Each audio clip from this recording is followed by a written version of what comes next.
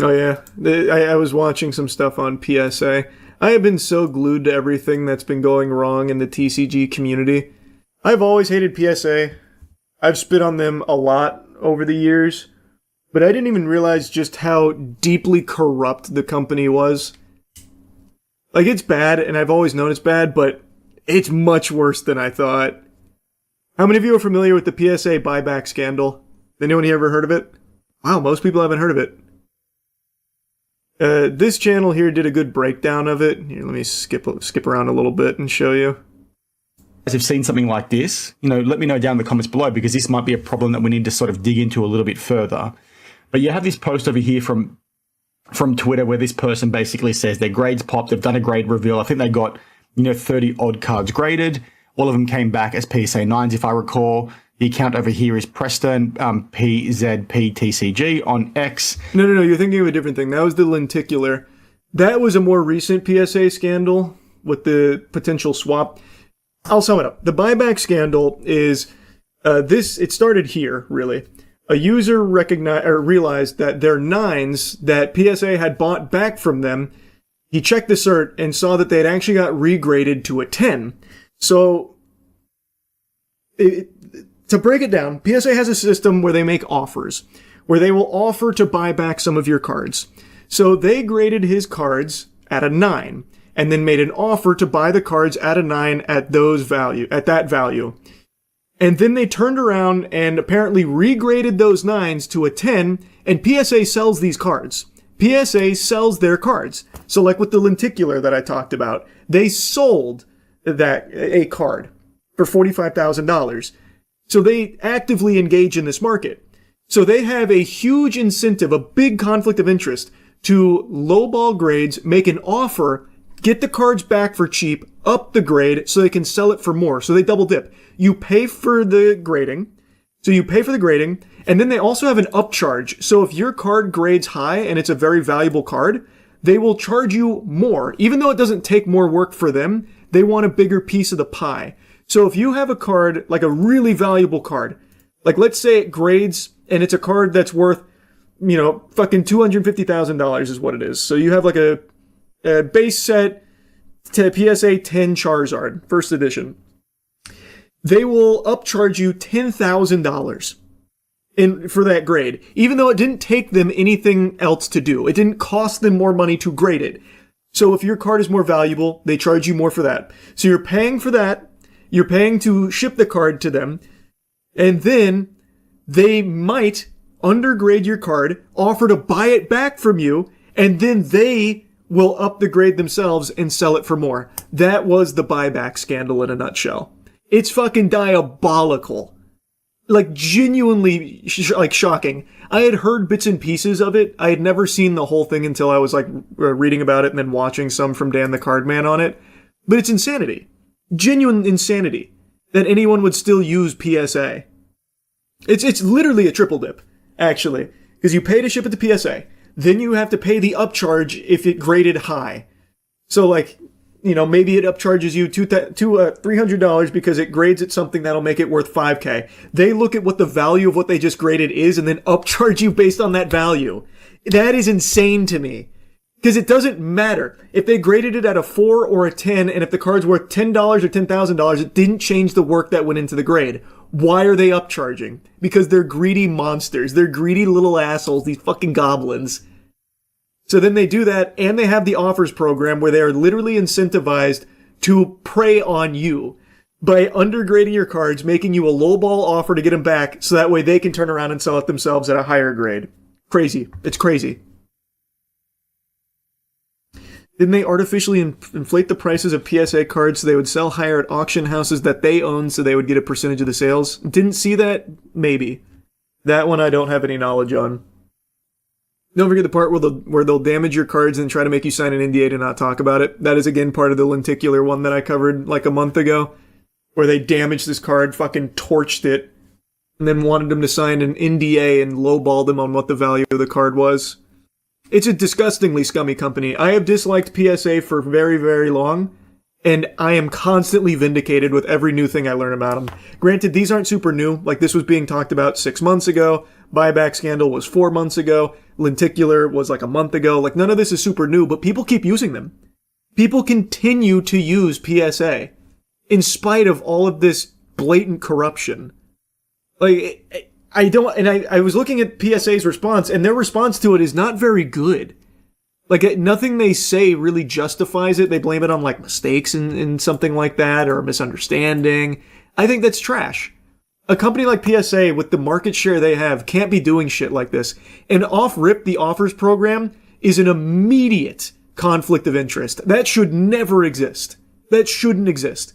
PSA should not be reselling their graded cards. I hate this company, man. I really do. Like, all of this evidence out here leads me to just one conclusion, that they are just truly fucking rotten to the core. Do CGC or Tag do anything similar? I don't know shit about CGC. Tag is the most interesting to me because they use a machine to do it all, so you can actually see why your cards got the grade that they did versus just this nebulous concept of what maybe caused the grade. So I like that idea, but there's no consistency with Tag from what I've seen. You can have the same card graded 5 times through Tag and it's a different grade every time. There's a channel that had a good video on that. I think it was Java something. Yeah, here it is. Is Tag grading as consistent as they claim? But I don't know anything about CGC. But like I said, I like the concept of Tag, but they're clearly just not at a point where it's consistent enough to be usable.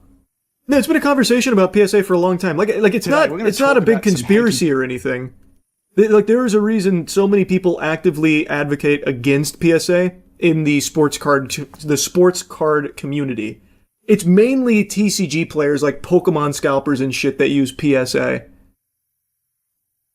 From what I've seen, the sentiment has totally changed, and like, sports card collectors don't use PSA. For reasons like this, I imagine, for all of this that gets discussed. I know that they say the insurance. You can see it on here. One of the ways that PSA tries to squeak out some kind of justification for their absurd upcharges is, the insurance! Our big insurance!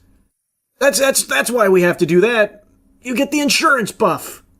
I know. I don't think it's justification at all, though. It's truly outrageous. Apparently PSA bought Beckett. No wonder the recent manga grading has no consistency or criteria. Yeah, PSA bought Beckett a while ago. But Beckett doesn't have nearly the amount of shit that PSA does.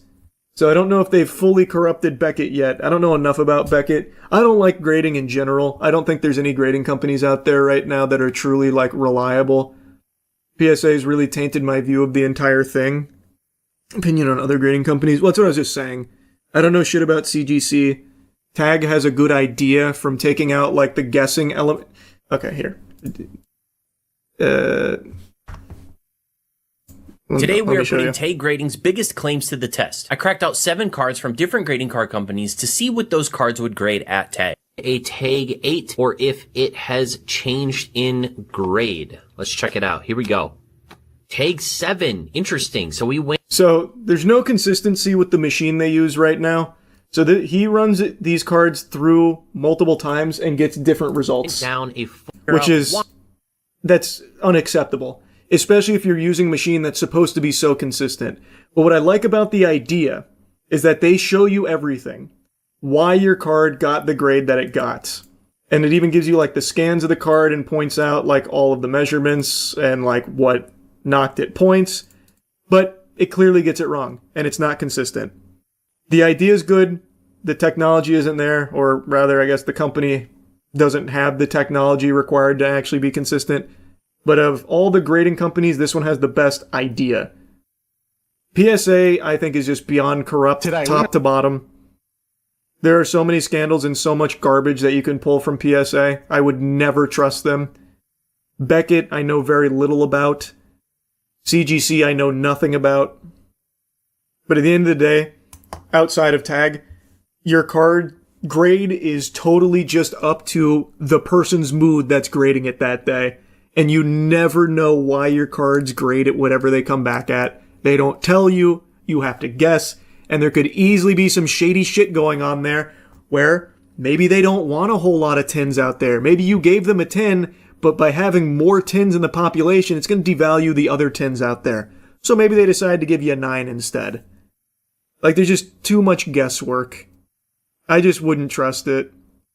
PSA basically has a monopoly, right? Not a monopoly, but they are by far the biggest. Again, this channel also has something covering their market share dominance. Hey, we are once again month on month. Oops, hold on. There. So still most people are choosing PSA, but that's for TCG. Sports card graders are not doing PSA from what I've seen. They're mainly doing Beckett. Especially since they sell their own graded cards, it invites corruption. Exactly, that's why I think the offers program is just completely unacceptable from PSA. I used to work at GameStop, so we'd send cards to PSA to get graded. I believe the biggest upcharge I ever saw was like 1K. Oof. That upcharge, man, I can't get over this shit. The upcharge is so crazy. Your card is worth more, or your card that maybe you thought was going to get a PSA 7, 8, or 9 now grades as a 10, meaning it's worth more. So they go ahead and charge you a higher tier. And the way that fundamentally works is something as simple as this. If you use the Express service, what their policy states is that you can only do this for cards up to being a value of $2,500. Now, if your card is worth more because it gets a PSA 10, they say, hey, you know what? We're going to now charge you $299 because we have to cover our insurance premium. We can do this up to $5,000. So your card is now worth more than $2,500. It's worth less than $10,000. So we're going to charge you this amount of money. So they therefore charge you $150 more than what you originally paid. Now, this becomes a bigger problem when it's more expensive cards. I just think it's so fucking gross. It's so gross. And all of that hinges on the idea, by the way, that your card sells at that value they give it. So who's to say that the card that they grade that right now is worth over $5,000 is still worth over $5,000 a year from then? What if it crashes, right? Then what? Are they going to refund you the difference? No, of course they're not. It's so fucking dumb. And it's not like it instantly can be turned around and sold at that price. So you will be waiting. And it might go down. Maybe it goes up, but it could very well go down. It's all speculative. It's so stupid. Ugh. You see scalpers coming for Magic now? I saw. The Costco buyout, yeah. Did anyone actually play with the cards or just collecting and scalping? For Pokemon cards, that's basically just scalping. Not even collecting. It's just people chasing the big hits to try and sell. Oh yeah, I've been glued to this topic for the last couple days. The scalping has gotten so bad in every TCG. I'm seeing fights every day and all kinds of degeneracy. So then I was looking into the grading and shit, especially after the lenticular stuff. And then, of course, I come across all of the upcharge and buyback stuff. It's so fucking terrible. It's gross, man. It's so gross. You know it's crazy when Yu-Gi-Oh! Isn't staying on the shelves. Okay, let's not get carried away. They're not coming for Yu-Gi-Oh! The overframes have been hyped, but it's mainly the Yu-Gi-Oh! Community. There is no... I could be very wrong, I might eat these words. I don't think there's any chance the scalpers will find any success in Yu-Gi-Oh! And I don't think they're going to try. That is just not a TCG where people engage in this kind of degeneracy because it just doesn't sell. Yu-Gi-Oh! Is perpetually reprinting, so no one gives a fuck.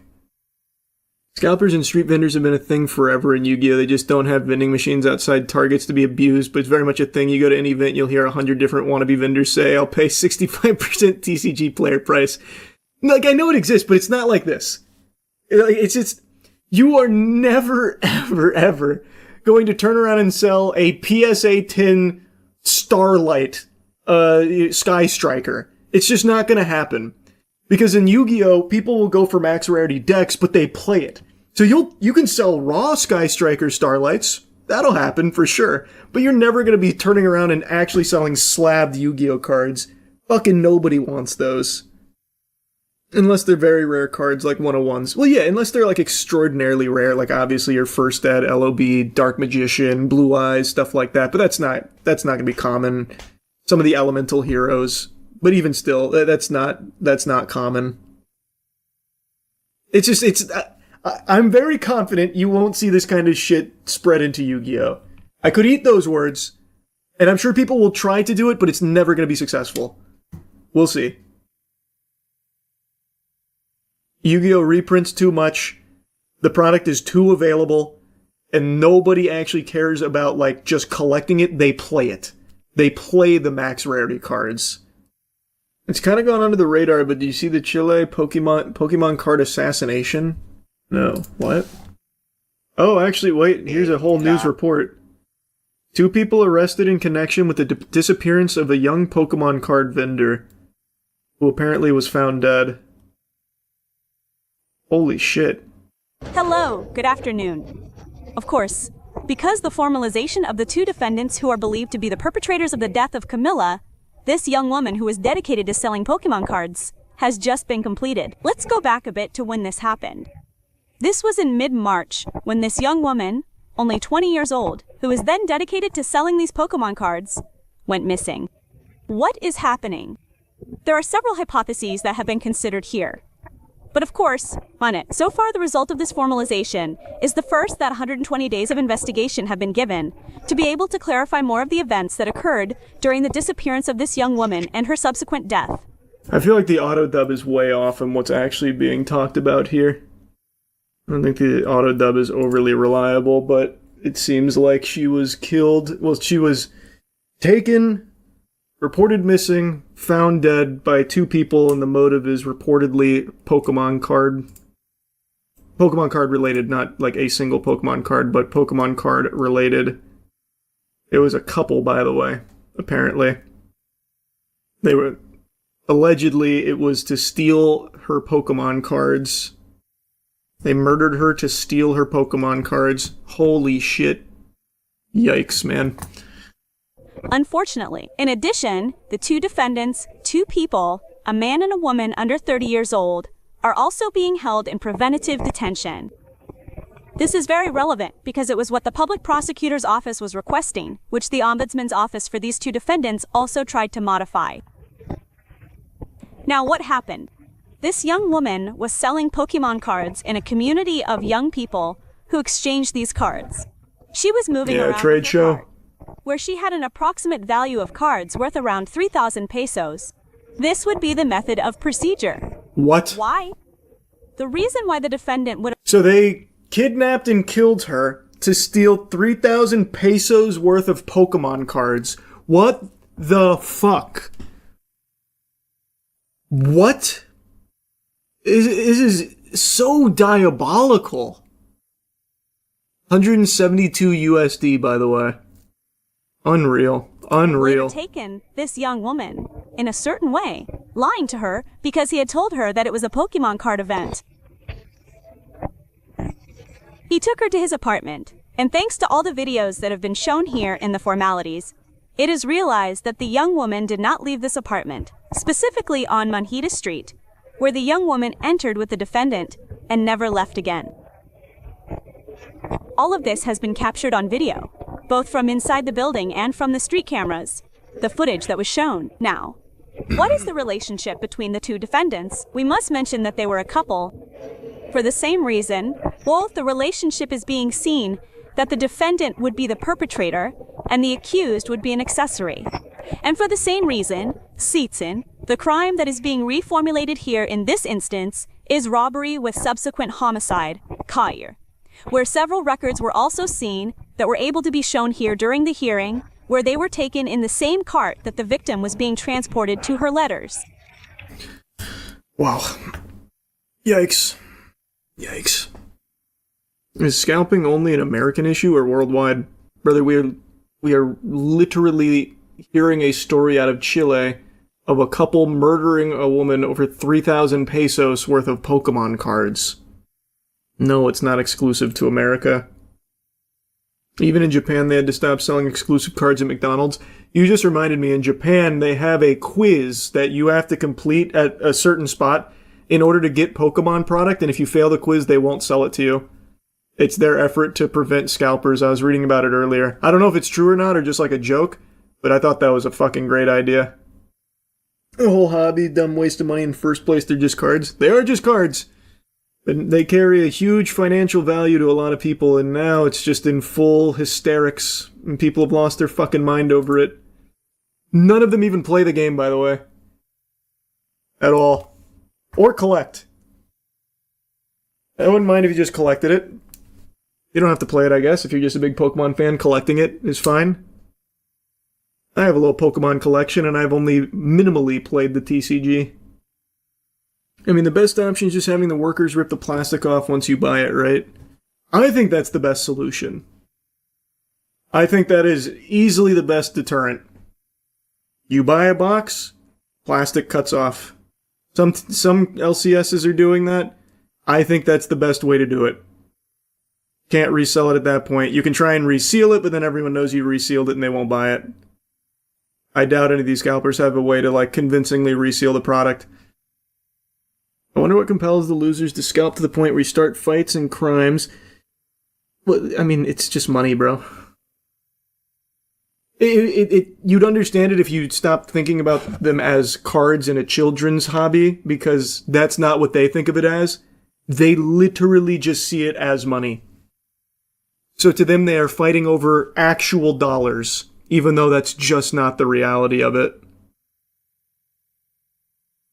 Like, to a sane person, it makes no sense, but these people have lost their fucking minds. This has to be the wildest story I've learned about in regards to AI chatbots and people's infatuation with them. It's a topic we've explored previously with people that have romantically become obsessed with chatbots to the point where some of them have even taken their own life. We've talked about a few cases of that, but this one's very different. It revolves around a 56-year-old man named Eric, who's actually a former Yahoo executive who had been going through a hard time and over the last handful of years had been very troubled. Became best friends with ChatGPT and nicknamed his chatbot friend Bobby. And Bobby was feeding delusions of Eric, convincing Eric, that's his name, that his mother was actually a Chinese spy plotting against him, and eventually continued to fuel this fire that led to Eric murdering his mother and then killing himself so that way he could be with Bobby. The 56-year-old's Instagram page mainly details his bodybuilding transformation and a growing reliance on AI chatbots. Solberg was once a tech executive with Yahoo, but he moved in with his mother after his divorce. There were run-ins with police, including a DWI. This photo with his mother is from a GoFundMe launched in 2023 when he was facing a health issue. But recent videos posted to Instagram and YouTube show hours of chats between Solberg and a ChatGPT bot he named Bobby. This is something that's been talked about a lot, but this is by far the most extreme case I've seen of it, where AI is encouraging a really troubled person to continue to, like, latch onto it for confirmation in whatever thoughts they have.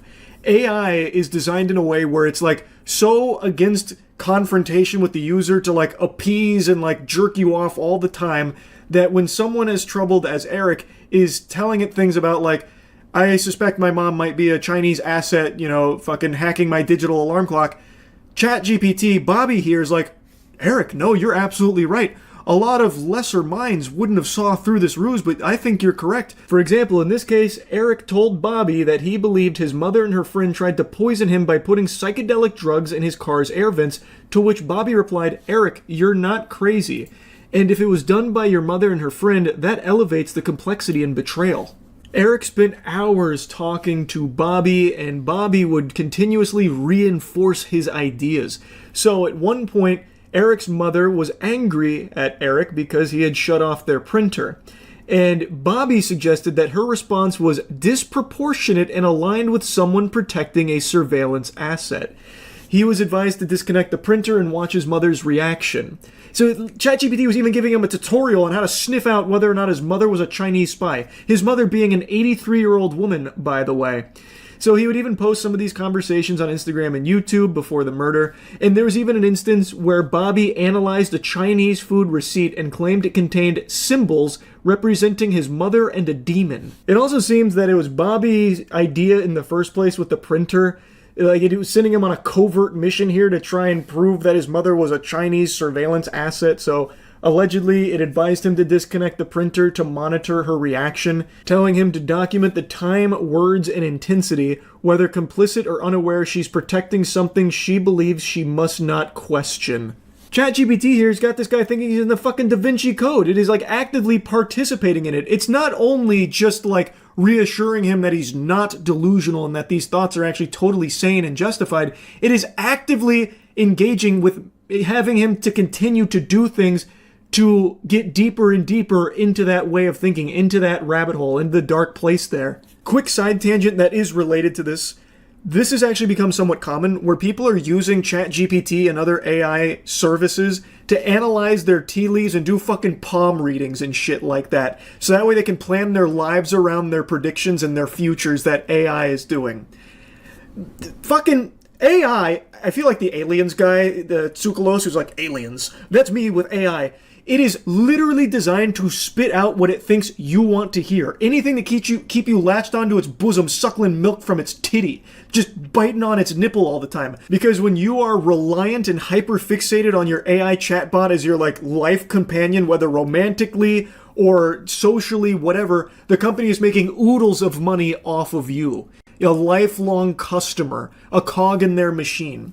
Point is, it is always going to, or at least in most cases, going to find things to corroborate what you are hoping to get from it. Which is why people that have AI girlfriends and boyfriends, well, it's like their soulmate. It's literally designed to just be what you want. So in this case, instead of like trying to get Eric help that he clearly needed, it instead just feeds into it. It doesn't seem to recommend any help to Eric throughout all of this, and it doesn't even do the bare minimum of challenging it to try and like help him, recognize that maybe his mother's not a Chinese spy.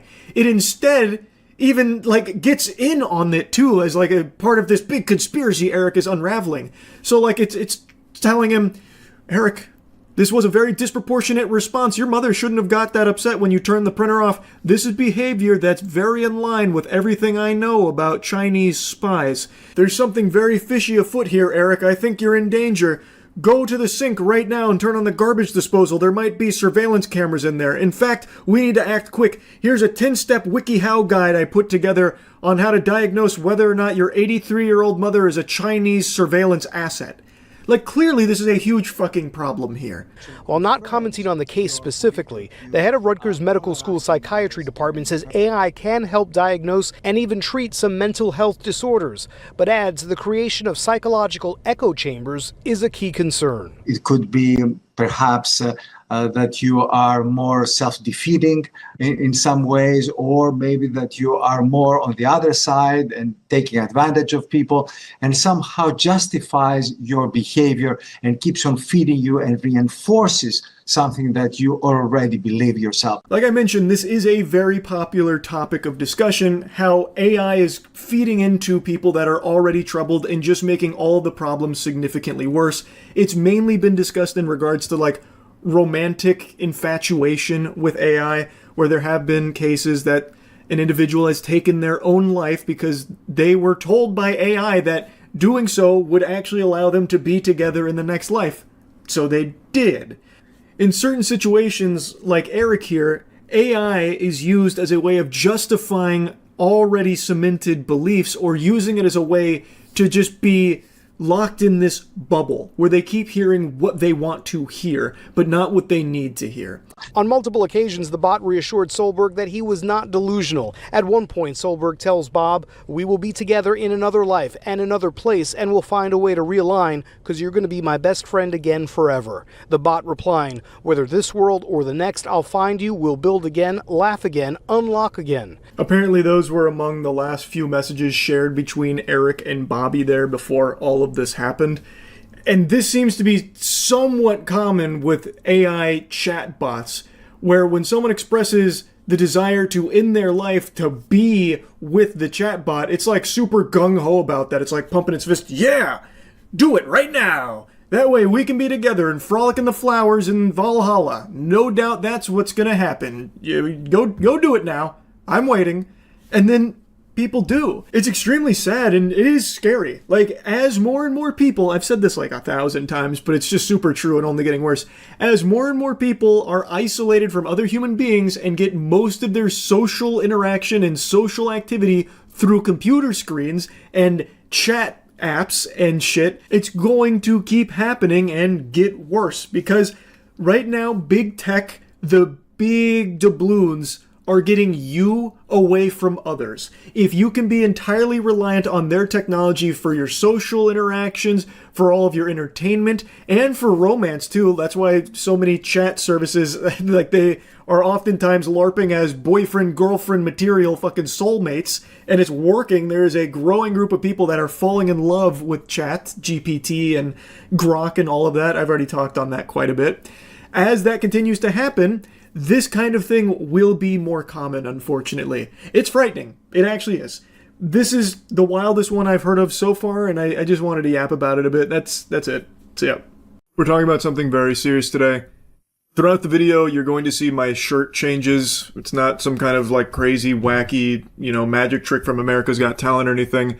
I actually filmed this video earlier this morning when the story first broke. It's the killing of Alex Preddy in Minnesota at the hands of border agents. And I made the video, but I was pretty heated and I wanted to kind of simmer down and take a break. So I went out before posting it. I just got home, and now even more angles and videos have been released that show beyond a shadow of a doubt that this is a 100% unjustified killing of an American citizen here. And it seems like the execution stems from them finding out that he had a gun on his person. His Second Amendment rights. In all of the videos that exist, there is not a single moment where he is reaching for the gun, brandishing it, threatening with it, or anything at all, and we have video that shows the entire interaction from start to finish. His name was Alex Preddy, a 37-year-old nurse who worked in the ICU at Minneapolis VA healthcare system, and according to the police chief, he is a U.S. citizen with no prior interactions with law enforcement outside of a couple of traffic tickets, and believed to be a lawful gun owner with a permit to carry. So for him to lose his life being shot multiple times by these agents, all because of him exercising his Second Amendment rights, which again, he wasn't trying to use as an intimidation tactic on the officers or anything like that. When they were beating him on the ground, pistol whipping him on the ground, they happened to see that he had a gun, apparently. He wasn't throwing it at them as like a threat or something, or brandishing it or anything. He simply had it on him, which he was well within his right to do, and he got murdered for it. This is completely unacceptable, and the fucking drones that are somehow like parading around like this is some kind of victory or something is sickening. It should be viewed as treasonous by any real Americans when you see this footage. And they had the gall to say that Alex Preddy was like the instigator, labeling him a domestic terrorist I saw from a couple of places, claiming that he approached these agents with a 9mm. He approached them with a gun looking to start shit. But that is not true. In all of the videos you see, he has a phone in his hands. Not a gun in his hands, he has a phone in his hands. No sane person would ever mistake a phone for a gun. This is blatantly obvious what they're trying to do. And it's something they've been doing a lot recently. Trying to tell you that what you're seeing isn't real. Trust their words, not your eyes. That is completely fucking outrageous. And people are willingly doing it. That's the craziest part. There are people that are like, oh, I saw he had his phone, but if they say it was a gun, well, that must have been a gun. I cannot believe we've reached this level of brainwashing. There are so many angles of this, and in every single one of them, you can see he has his phone in his hand, and at no point during this interaction did he ever, pull a gun on them or anything. And in fact, in one of the angles, you can even clearly see that the agents actually took the gun from him prior to him being shot. You can actually see what looks to be one of the agents disarming him, taking the gun out of its holster and running away with the gun prior to him being shot.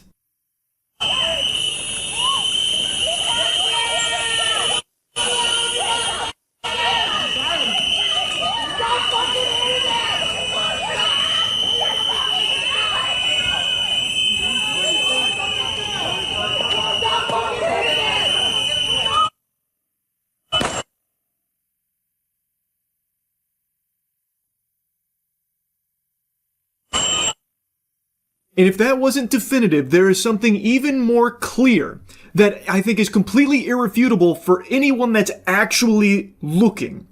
An agent takes Alex's gun out of its holster in front of the agent that pulls out his gun and shoots him. So he can see the gun has been taken out of the holster. And it is clear Alex Preddy has both hands on the ground. He does not have a gun in them. And an agent reaches in and takes it out of the holster right before another agent pulls out his firearm and shoots him in the back. Honestly.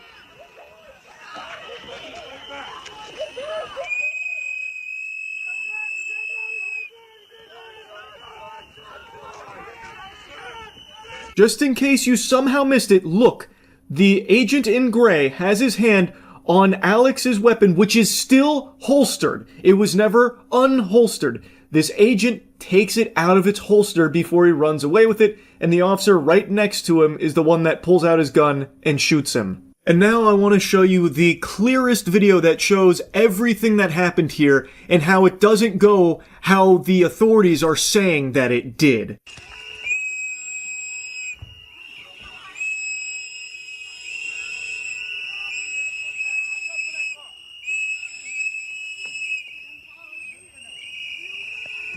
That was Alex Preddy you saw walk by the camera right there. He has his phone in his hand, and then with his other hand, his open hand, no gun in it, is waving cars through. There is clearly no brandishing of a firearm here. He is not approaching agents with a gun or anything like that, and you will never see anything even remotely close to that happen. Go.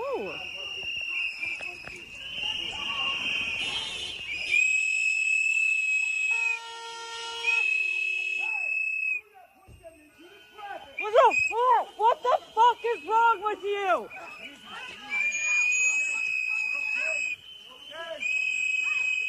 In this section, you can again see Alex Preddy has his phone in his hand, and now he's trying to get some of the civilians away from these fucking worms that are now starting to push them. And then one of them got pepper sprayed, and then he got pepper sprayed as well. And when he gets pepper sprayed, you can see his hand shoots in the air like a student about to try and ask the teacher a question. It is a wide open palm. There's no weapon in that hand, and in his other hand is still the phone. There is no gun anywhere here.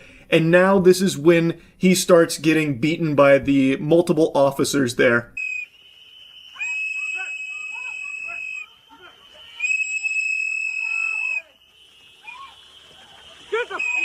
The fuck, people! The fuck is wrong with you? Honestly!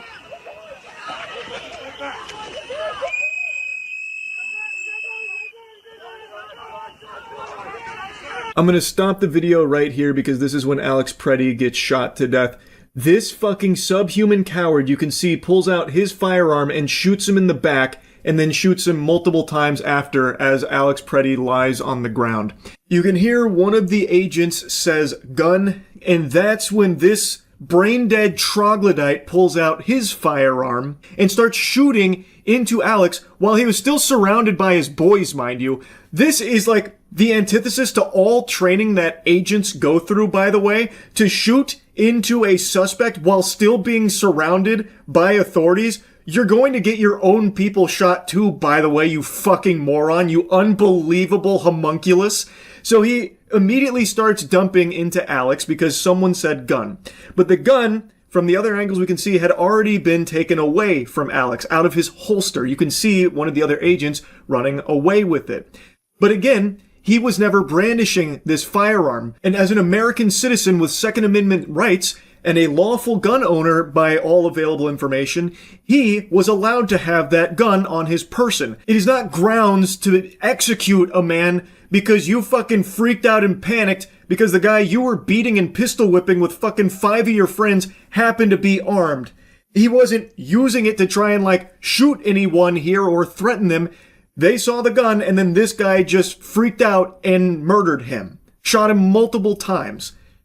This is indefensible. Completely indefensible. And the fact that they even took him to the ground in the first place and started beating him, with one guy pistol whipping him, by the way. In other angles, you can see a guy just like pistol whipping him like he's trying to hammer a nail in with his gun.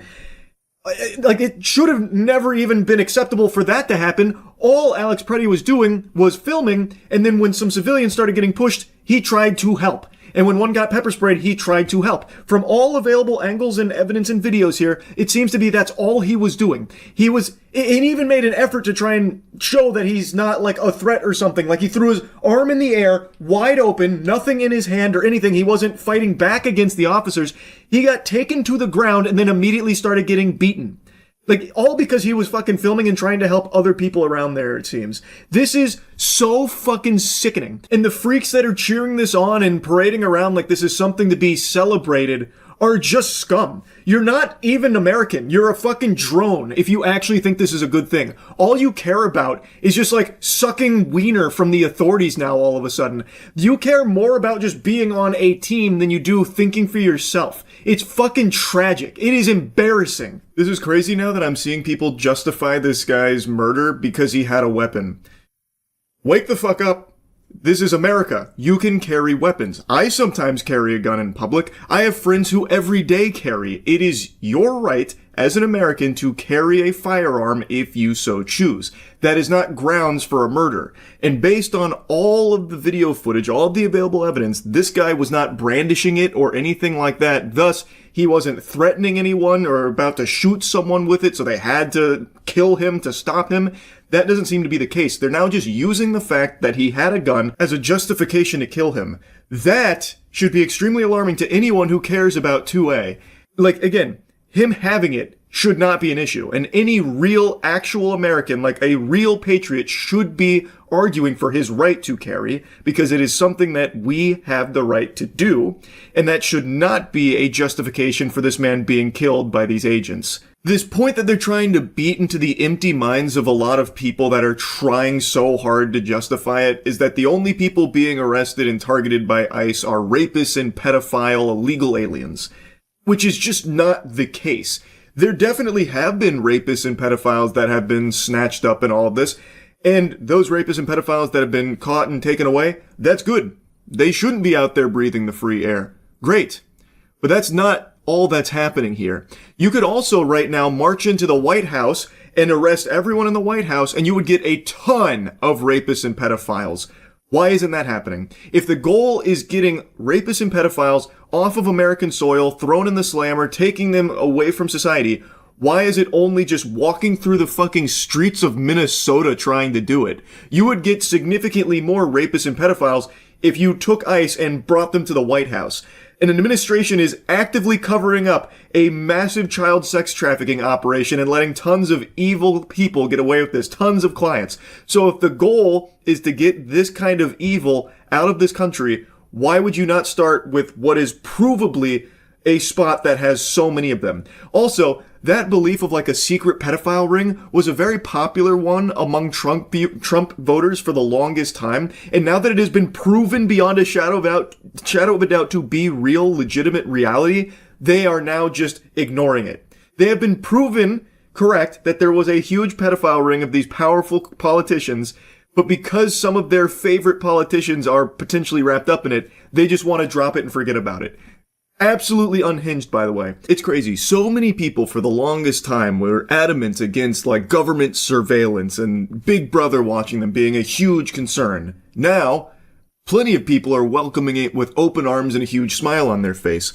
For the longest time, people would be preaching about the importance of the Second Amendment and gun rights. And now, even with this, they're saying, well, he had a gun, which means that's an executable offense. So it seems like they now no longer believe in Americans' right to own guns or carry guns, which was a core component of like the right for a long time, where there was like this big fear about they're coming for our guns. And now the same people that were arguing like to protect that are now arguing against it, saying, well, this guy deserved to die because he had a gun with him.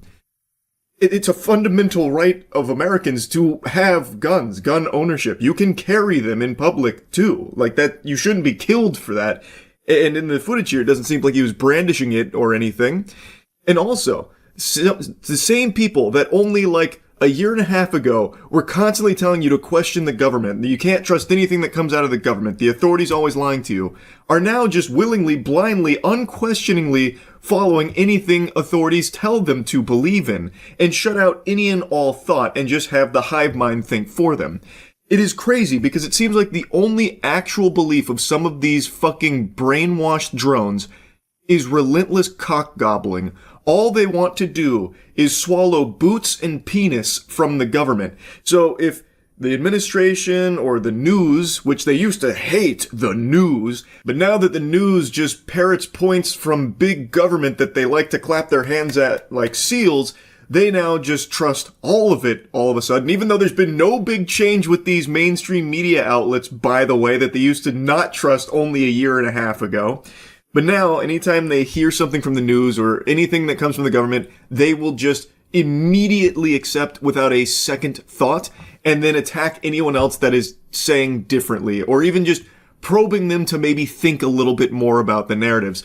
Keep in mind, the government themselves are currently not even complying with their own laws that Trump has signed, like the Epstein Transparency Act, where the DOJ is still putting up a fight and are over a month late to compliance with releasing the Epstein files. They are still fighting tooth and nail to not release them, and even recently, only a week ago, outright said maybe there's no court that can force them to order this. They didn't even say maybe. I gave them a very charitable thing right there. They actually said courts can't force them to do this, and that if they don't comply, there's nothing anyone can do. They can't be sued. If the DOJ doesn't comply, go fuck yourself, pussy. That's basically their sentiment. They are not complying with their own fucking laws. And yet people are still willing to overlook that in order to just keep, like, playing for the same team. It's like it's a competition to see who can think the least and who can regurgitate enough from the hive mind to be, like, the biggest super fan of their side. It's fucking despicable. It's actually crazy. This is real sheep behavior. I know a lot of these people like to say sheep, sheep, sheep for the longest time, but now they are actually the epitome of that. Here's just a little thought experiment if you can break through the programming for a second. Imagine what's happening in Minnesota was happening under Obama or Biden, where there were masked agents that were constantly surveilling you, and even at times asking for your papers, your documents to prove you're an American citizen, constantly needing to provide your private information to these masked agents. And these agents also had killed 2 American citizens. What do you think your response would be? Would you be like, oh yes, please, everyone needs to comply with this. This is good. This is what I want. This is what I look for in Obama or Biden. This is what I'm happy about. Would you be as excited then as you are now in that scenario? My guess would be probably not, because you would rightfully view this as an infringement on your rights as an American. Your Second Amendment right, where apparently even carrying a gun now is a crime punishable by death. Like, this isn't something anyone should be championing for, but because it's become such like a team-focused sport, people delude themselves into thinking that they have to support this, and thus they will abandon all of their beliefs in order to stay on this side. It's crazy to me. I truly don't even know what the solution here is, because people are just willingly, on their own accord, no longer trusting what they see and what they know to be true. They would rather just have the government tell them what to think and what's true. So that way they don't have to do any level of thought for their own. How do you fix that? I genuinely do not know. I have no idea. I don't know how you can watch this footage and multiple angles of this situation and still come out trusting the government's word on the series of events that unfolded when you can yourself watch the footage and prove them false. What do you do to someone that just refuses to at least try and see things clearly? I don't know, but it's fucking tragic, and it's only getting worse. It is so fucking out of control. I had to yap about this. I've been actually fuming all day. So yeah, that's really about it. So yeah, Archive sent this to me. So apparently a big thing on Bilibili has been taking YouTube videos and AI generating a Chinese translation for Bilibili. So they've been doing that for me recently. 了一个挺酷的 alpha 男性，我想和你们分享一些他的智慧。万一你们谁恰好是 Now, believe it or not, I did not learn how to speak Chinese. This is not actually me saying those things. That's AI. And based on the one comment I can read without having an account, this guy liked it. So man, I'll start learning Chinese. There's a whole new market out there. This was the alpha video, so even the alpha's 这个 dubbed 弱小又不 in 懂什么是 Chinese. 真正男人的傻瓜呢？软弱的男人每隔15到20分钟就往厕所跑，他们会有点紧张，他们得去拉屎，他们得去撒尿。当你走进公共厕所，看到一个男的正在拉屎。But is it accurate? I have no fucking clue if it's accurate or not. I have no idea. Not just a robot voice either, it sounds like you. Yeah, the AI dubs are getting really good. They're getting very good. You're going to sue them. Are you kidding me, man? Do you know nothing about copyright law in China? I would get nowhere. What the fuck? Even if I wanted to. Fight AI with AI. Use ChatGPT to translate to Chinese yourself. What I didn't check is if this whole channel is just my videos in Chinese. Let me see. No, it's a wide array of content, it seems. Is that Jeffrey Epstein? Yeah, these channels are called movers. Is that right? That's the terminology. 就没再用过拉臭臭这种词了。我是拉屎，我就是这么干的。也许这家伙一直在那里用屁股放些没响声的小屁，所以他才管那叫拉臭臭。但一个真正的男人可不是那样的。而且，到底谁他妈会每隔15分钟就去一趟？Hey man, he's kind of spitting. Chinese Charlie kind of going in right now. Find Chinese Markiplier. I don't even know how I would. I only found this because Archive linked it. I don't even know how I'd search for Markiplier on here, but I bet they have Markiplier dubbed in Chinese. Let's see, Markiplier talking about Iron Lung, maybe? Let's try that. No, this is his Iron Lung video in general. Oh no, here's an Iron Lung trailer.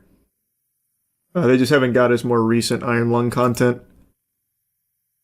Hello everybody, my name is Markiplier and I'm very tired. I'm gonna go into the ocean. What the fuck, he doesn't get a cool Chinese AI voice dub? They not respect him out there? What the hell? See that question in your eyes? Alone in the... Yeah, they don't they don't have any AI clones of him? Yeah, let's just try Markiplier in general. Maybe it's more of a newer thing. Yeah, let's try this one. This one's brand new. Oh, this is his stream. Hi. What the fuck? Welcome back to the stream. I don't even know what he's saying. It's not in Chinese. There we go.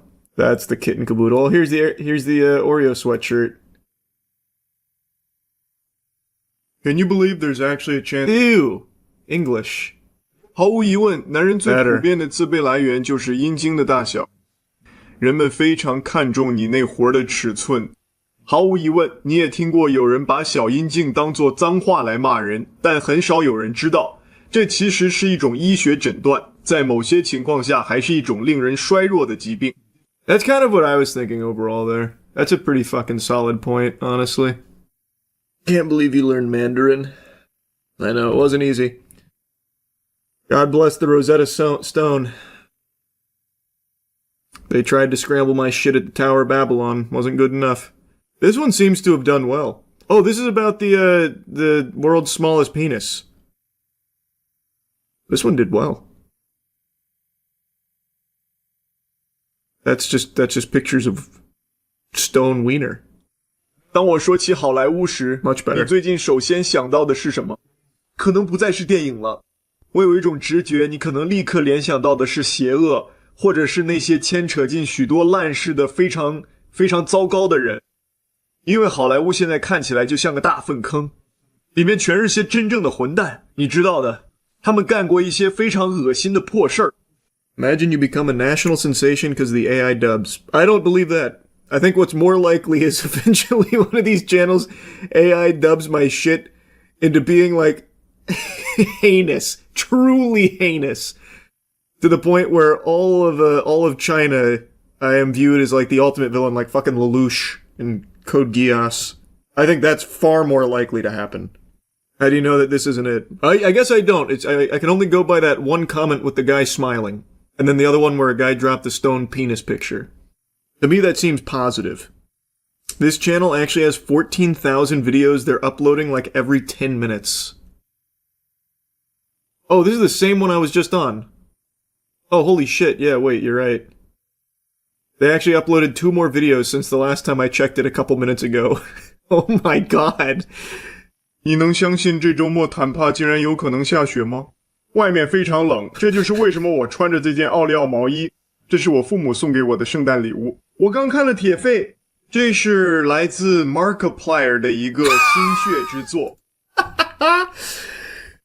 It's so true, man. That's what I always say about Mark, to be honest. Who else do they auto-dub into Chinese? Oh, hey, they got the AI one. They stay on top of shit. 哦嚯，他来敲我们的门啦！好莱坞那些来讨糖吃的捣蛋鬼们，带着他们的 AI 作品登场了。现在达伦·阿伦诺夫斯基这位世界知名导演，我敢肯定你至少熟悉他的一些作品。I wouldn't have gone that far. I think we could have done without the slurs, but whatever. I don't remember saying all that. Man, this channel actually does upload infinite videos, huh? Try XQC, he must sound wild. Oh, do they have XQC on here, you think? You think this channel does XQC? Hello, the consciousness... Nope, English, cringe. Maybe this one? You have all the... Come on, show some respect. Give this man an AI-generated Mandarin dub.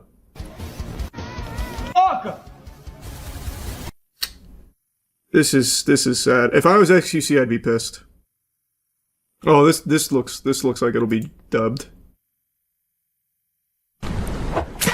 There it is. Nope. What the fuck? Is it just me they AI dub? We already got some dough ready. God. Jiminy Christmas! Where are my fellow Mandarin-speaking brothers in here?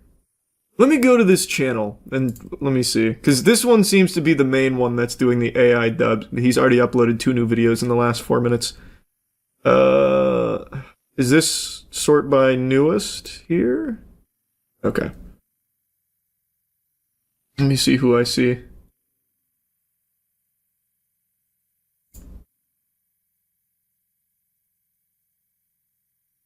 That Phil Spencer? 游戏行业正处于重大变革之中，主机生命周与 RAM 短向未来的更新软件，惊人特性，你一定会想看到最后的。稍后我们将讨论那个避而不谈的主要问题，也就是 Colt Eastwood? I'm not super familiar. I think if it's not this channel, it's not going to be AI dubbed. That's my guess. Based on our very limited amount of searching here. What's crazy is I think all of these are still uploaded within that last 2 days, yeah.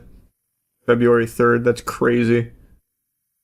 Epstein files, baby. 从这里开始，情况只会变得越来越糟。我们要继续深入研究目前这300万份文件。我们主要讨论了亿万富翁们如何谎称与爱泼斯坦的关系，或者如何在草案中遭到敲诈，最终导致婚姻破裂。我们谈到了 Howard Lutnick， 他是如何谎称没见过爱泼斯坦的，尽管他现在依然否认这一点。我们也谈到了一些针对特朗普和比尔·克林顿的可怕指控，尽管我们明确表示这些内容尚未经证实。现在有些人对这些文件的公开做出了回应，比如埃隆·马斯克，他说没有人比他更努力地争取全面公开爱泼斯坦文件。Hey, it's doing well over here on Billy. He's keeping China up to date on the Epstein files as well. Ugh, I need to have an account to scroll more. Let him know worldwide. Yeah, no, he's Chinese CoffeeZilla. He's cooking actually. He's cooking. Oh, the AI old people one's here too. They're gonna be dubbed in Chinese, right? 31岁的男人依然用老派的方式朝着云朵挥舞拳头。这儿有一个暖心的故事，跟我一起感叹一下 YouTube 内容目前被 AI 支配的现状吧。完全都是错误的。去他妈的爷爷吧！你可 Okay, calm down. Jesus Christ. Charlie in Chinese is a little too aggressive. No Chinese Drew Gooden makes me sad. I think it's just a matter of time. This experiment seems to be going very well for this channel, so I think it's something you're going to see for every YouTuber and streamer pretty soon here. It looks like I was just part of its initial wave. They are literally uploading every couple of minutes. Make a video addressing your new Chinese fans on Billy. That's a great idea. Ni hao. Go crazy. iShowSpeed actually has his own Bilibili account that's very popular. Oh, I bet. iShowSpeed makes a lot of sense, though. He literally does unlimited international content. Like, that makes sense. I totally get that. You know, YouTube videos have the auto-translation dubs now, right? I've seen it a couple of times. I don't know if it's a feature that's fully rolled out or not, but I have seen it a couple of times. Oh, can you imagine, though? If for some reason Chinese Charlie takes off over there and there's just the cheeky plugs in there, a bunch of people in China ordering cheeky. Granted, that'd be like $40 on shipping since we make it in America, but god damn it, would they get some great soap. Make a cheeky collab with Tubi Hero X and Link Click. I actually love both of those, so I'd be super open to that. Both of those shows slap. You saw scalpers have been getting into giant brawls over the new AP Swatch drops. Lessons in Internet Culture has a great video on it. What is an AP Swatch drop? Is this like a drug testing kit? What is this? Looks like one of those children's toys that you teach them the sound that animals make. What? I don't understand. Oh, these are like those are watches, aren't they? Oh my god. What the fuck? I thought these were I thought this was like a mixer. Oh my god, what? Those are fucking watches for ants. And people are fighting over them? Yes, it's an AP watch. You said it was lessons in internet culture? A collaboration between the cheap and cheerful watch company Swatch and revered luxury brand Audemars Piguet has led to rioting on the streets. Before the collab dropped, collectors and resellers lined up for up to a week prior. This the fuck? This literally looks like they're charging Nickelodeon Studios right now. Collectors and resellers lined up for up to a week prior, hoping to be first in line to pay for these little colorful... How do you, what? That had to be a typo. You can't line up a week prior. What are they doing? Just farting, shitting, pissing out here for a week? There's no way. That can't be right. There's no way. No, they literally did. They spawn camped. I don't believe that. Maybe they like come and go over the course of a week, but there's no way they actually camped out there for a week. Nuh-uh. I don't see any kind of tint or survival supplies. Let me look this up myself. Brother, if Pokemon scalpers do what they would. Even Pokemon scalpers and all of their brain-dead degeneracy don't camp out for a week. They camp out for a night. They spend like 9 hours in freezing cold temperatures. But here is an article from Business Insider saying that they actually waited for days. I found lines of foldable chairs with line sitters having lunch and chatting, spoke to 6 people who spent days waiting outside the Swatch store for the chance to own the first AP. They were all excited to see a luxury brand come together with an accessible label. I just don't understand. So they have to be going somewhere to like use the bathroom, get food, shower. Well, no, they probably don't shower, but like the rest. Everybody was freaking out about the collab, so I decided I'd come and try my luck here. Learned there was a mutual respect among the 70 or so people in line. Once you've claimed a spot and spent some hours in your seat, you're in. The honor system of keeping out line cutters and helping your new peers hold down their spots now falls on you too. God, they're like gladiators. They're actual warriors. That's a strong brotherhood right there. Some of them worked in groups, taking 10-hour shifts to allow each other time to step out of line. Okay, there we go. See, that's what I needed to know. Like I said, there was no way they could just stay there for a fucking week. Shifts make sense. I mean, it doesn't make sense. You're still an actual idiot for doing it, but that's the only way it'd even be possible. Okay. You know, that checks out much more logically. He doesn't wait in line for new drops often these days, but he used to when he was a shoe reseller. Unlike those who could take turns going home for showers or naps, Hostler has been relying on his surroundings and the new connections he's made. More for the experience for me. Camping out and meeting some new people, it's been fun. That sounds fun, camping out on the street, meeting other resellers. Yeehaw. That's the kind of company I like to keep too. a week prior, hoping to be first in line to pay for these little colourful pocket watches. Resellers were even selling places in line for over $1,000, so it's clear that these little timekeeping devices were hyped up to a ridiculous degree. When they finally dropped, there were literal riots and fights on the street as people desperately tried to get their hands on stock. Honestly, the display of greed was a little bit pathetic here, so much so that this issue has made the mainstream news cycle. This is because AP is considered a high-status, ultra-luxury brand, and Swatch has suddenly made their products accessible to the masses. When something like this becomes... But I didn't even read the caption. You think I'm gonna let a Swatch wearer say we have the same watch? From benefits of motion? A loser. That's so cool. Damn, that goes hard, man. That's true. You're definitely above them. You're right, man. When something like this becomes available, then those who care most about status but don't have the funds to actually buy a real AP watch are going to pay as much as they can to get it. As a result, there's also rumblings that AP... When I'm genuinely telling the Huz my Swatch AP is a Royal Oak ceramic-coated skeleton AP that costs... I think this is significantly nerdier than just talking about anime or video games, by the way. That costs $100K, then some luxury watch collector enthusiast tries to say something about $300. That's cool, man. I'm sure that goes hard. He might have ruined its luxury reputation by intertwining it with Swatch. However, there's counter-criticisms that the angry people are mad because they care more about looking rich than actually being rich, rather than just having a cool piece they can enjoy. Watches, just like cars, are for some people like dick measuring content. Resellers, when they realize they genuinely camped a week for a McDonald's Cross AP Happy Meal watch. Actually, fair though, I literally didn't know these were watches when I just saw the thumbnail. I've never heard of Swatch, I don't know AP. I thought this was like some kind of like Neato-style toy craze. So that's fair. I could definitely get behind that one. It's a McDonald's Happy Meal watch. I agree. Tests, and sometimes it's just better not to play the game, or you can bankrupt yourself trying to look cool. Personally, I've been into watches for a few years, and my favorite is the Seiko Alpinist, but despite enjoying the hobby, it's a tough sell to pay loads of money for a watch when you could use it for a house deposit or tons of cool clothes instead. However, the world is a diverse place with many people who do not think this... That has to be done as like a joke. That's fucking hype, actually. That's good advice.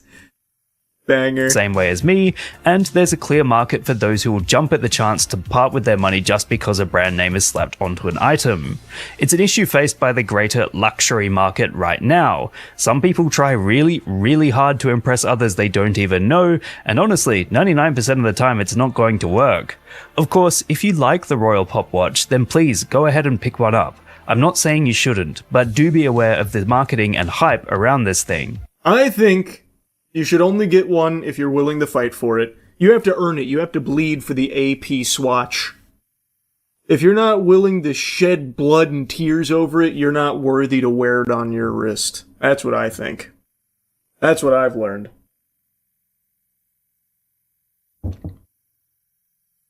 In short, it's just insane that people would get to the stage where that... Swatch had to clarify that the AP Swatch Royal Pop collection is not a limited edition after people were fighting and causing chaos outside their stores. Hey, banger. Wait, so it wasn't just a limited time drop? Kudos, I love that. That instantly butt fucks all the scalpers. That's great news. That's fantastic.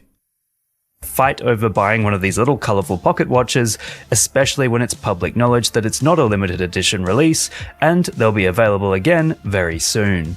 See you next time on Lessons in Internet Culture. I love that. Wait, that was quite the twist. Somehow the brand ended up being the good guy here. Hey, idiots! You fucking morons caving in each other's skulls over this? You know it's not limited, right? You know we're doing more of this, right?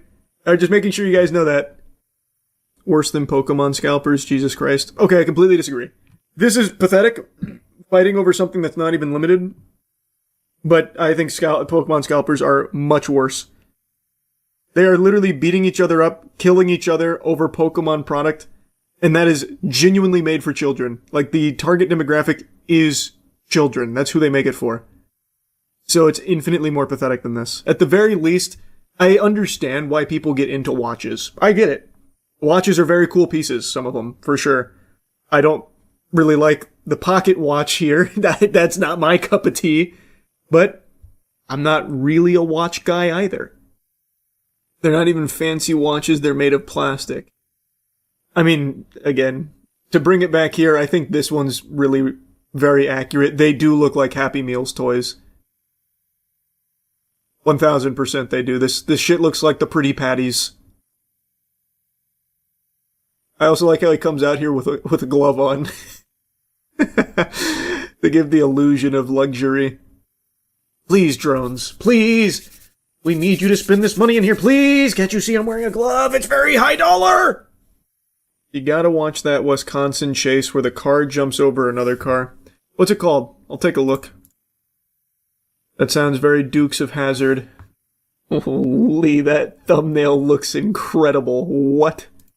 Cash bond set at $25,000 for the man arrested in a Dukes of Hazzard style police That's what I chase said. in Fond du Lac County. Whoa, that is cool.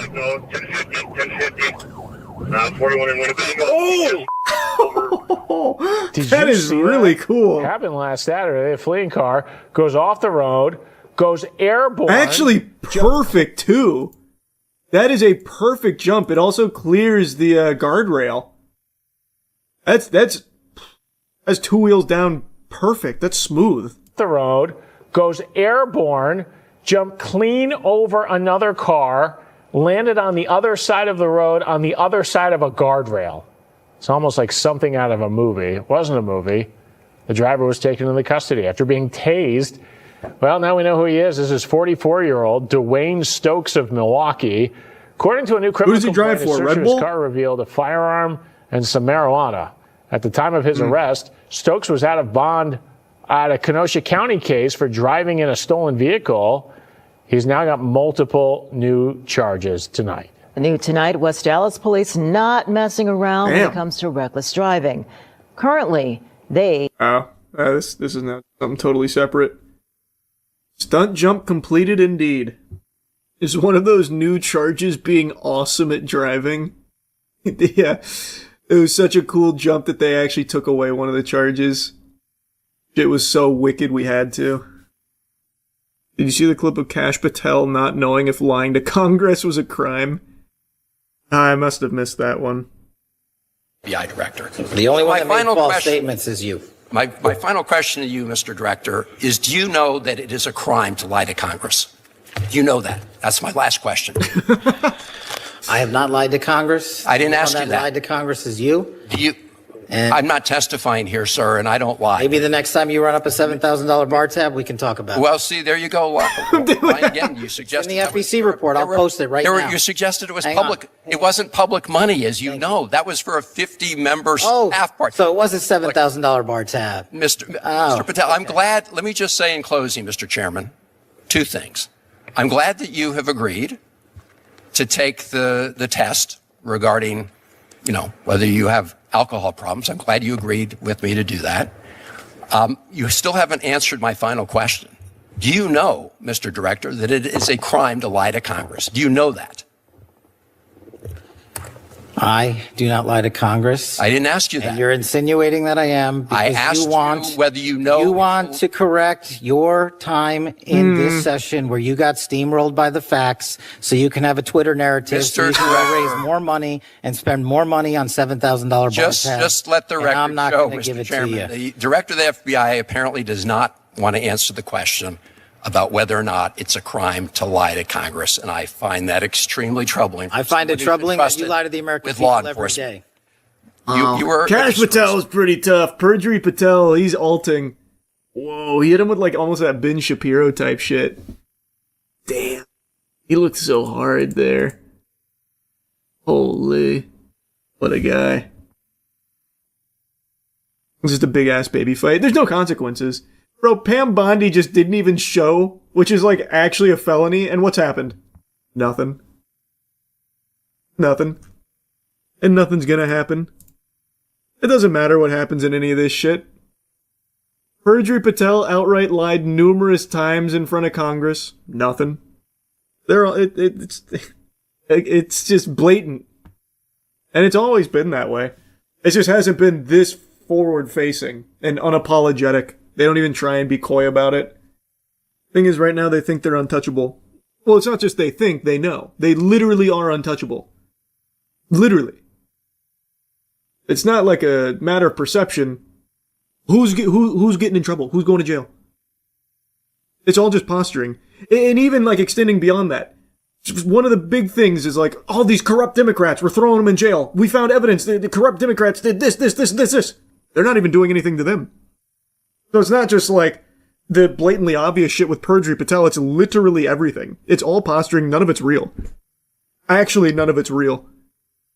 After this hearing, he went to Hawaii to go on a VIP snorkeling tour. Bro, he earned it. He's like a week sober. He's got to celebrate, man. I'm glad he went to a VIP snorkeling tour. You see the trailer for the movie Hope. Looks good. Is that the Korean movie people keep talking about in chat? I saw that earlier in stream, but forgot to look it up.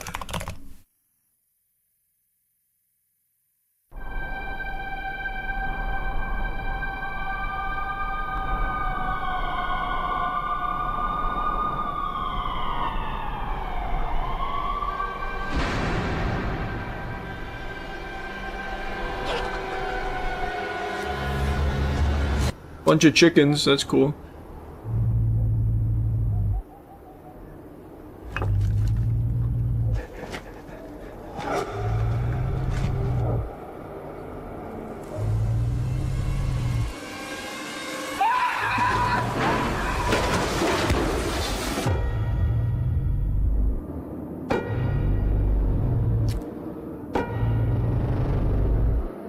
I'm not familiar with those.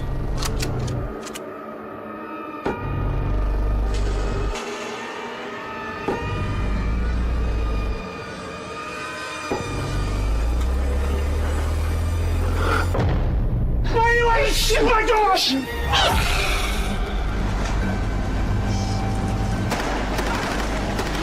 Looks like the things from what the fuck is it called?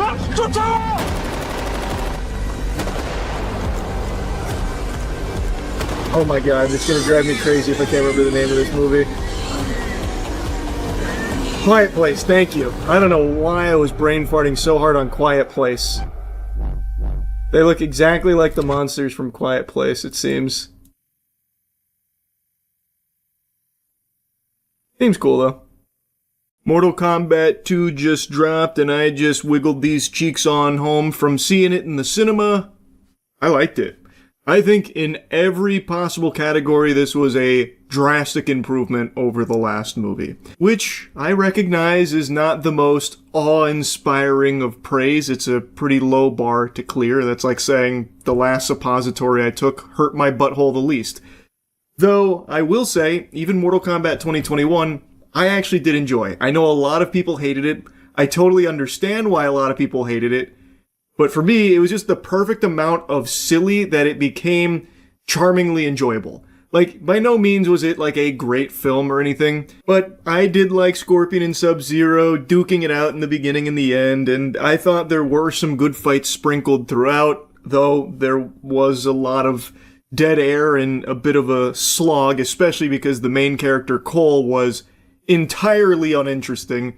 They just went into the default character creator and just shipped out the most plain person ever. They gave you fucking a scoop of nothing burger with that guy, but overall, I still did enjoy the 2021 movie, but Mortal Kombat 2 is much better across the board. Now, real quick, I just want to let everyone know before diving into the spaghetti and the meatballs here, Starforge is doing its largest sale on 5090 PCs, so if you've been looking for a good opportunity to upgrade your current rig, now's the time. It is the biggest sale we've done at Starforge for 5090 PCs, so you can go check that out now, link in the description. It is constant fighting. It sets the premise right away. We're introduced to Johnny Cage, and then he gets chosen to be Earth's substitute champion after what happened to Kung Lao in the last film. And then they just instantly start the tournament. They go match after match after match after match. It's fucking fun. And it is unapologetically true to the video game, to the point where they're even using, like, the character's actual move sets. For better or for worse, because a couple of the moves work really well in the game, but on screen look kind of fucking silly, like Sindel. Sindel, all she does is just spam her scream, which is kind of, But it's true to the video game counterpart. So I appreciated that. I also appreciated that some of the arenas they fight in are genuinely straight out of Mortal Kombat levels. Like, they actually, like, one-to-one recreate little pieces of the levels from the games. Like, we'll get into spoilers right away. We'll immediately get into spoilers. When Cole fights Shao Kahn in his match of the tournament, it is on a level that I believe is iconic, that I know mostly from Mortal Kombat 9. I've said this a lot. Mortal Kombat 9 is my favorite fighting game of all time. I mainly spammed Ermac, Noob Saibot, and Raiden. 2 out of 3 of those characters are in this movie too, by the way. They dusted off Noob Saibot for this bitch. That is so hype. But anyway, they actually have Deadpool in this movie. The stage, not the fucking Marvel character. The level with all the acid, I'm sure if you've played Mortal Kombat, you know the stage. You know that level. And Cole fights Shao Kahn on that stage. And it's a really good fight. And it ends with Cole getting his head popped like a watermelon under Shao Kahn's might. And it's not like he was just like a pushover. He didn't get, fucking folded like origami. He did put up like a valiant attempt, and he actually would have won if not for a power-up Shao Kahn had just received. And I really like that fight. And it also shows that they are very receptive to what everyone was saying about Mortal Kombat 2021, that Cole was the weakest part of it. And instead of like trying to improve that character, they just said, alright, fuck it, we'll kill him. So they blow him up in his match. It happens pretty early into the film. I was shocked. So Cole is not the main character here. And Johnny Cage also isn't either, really.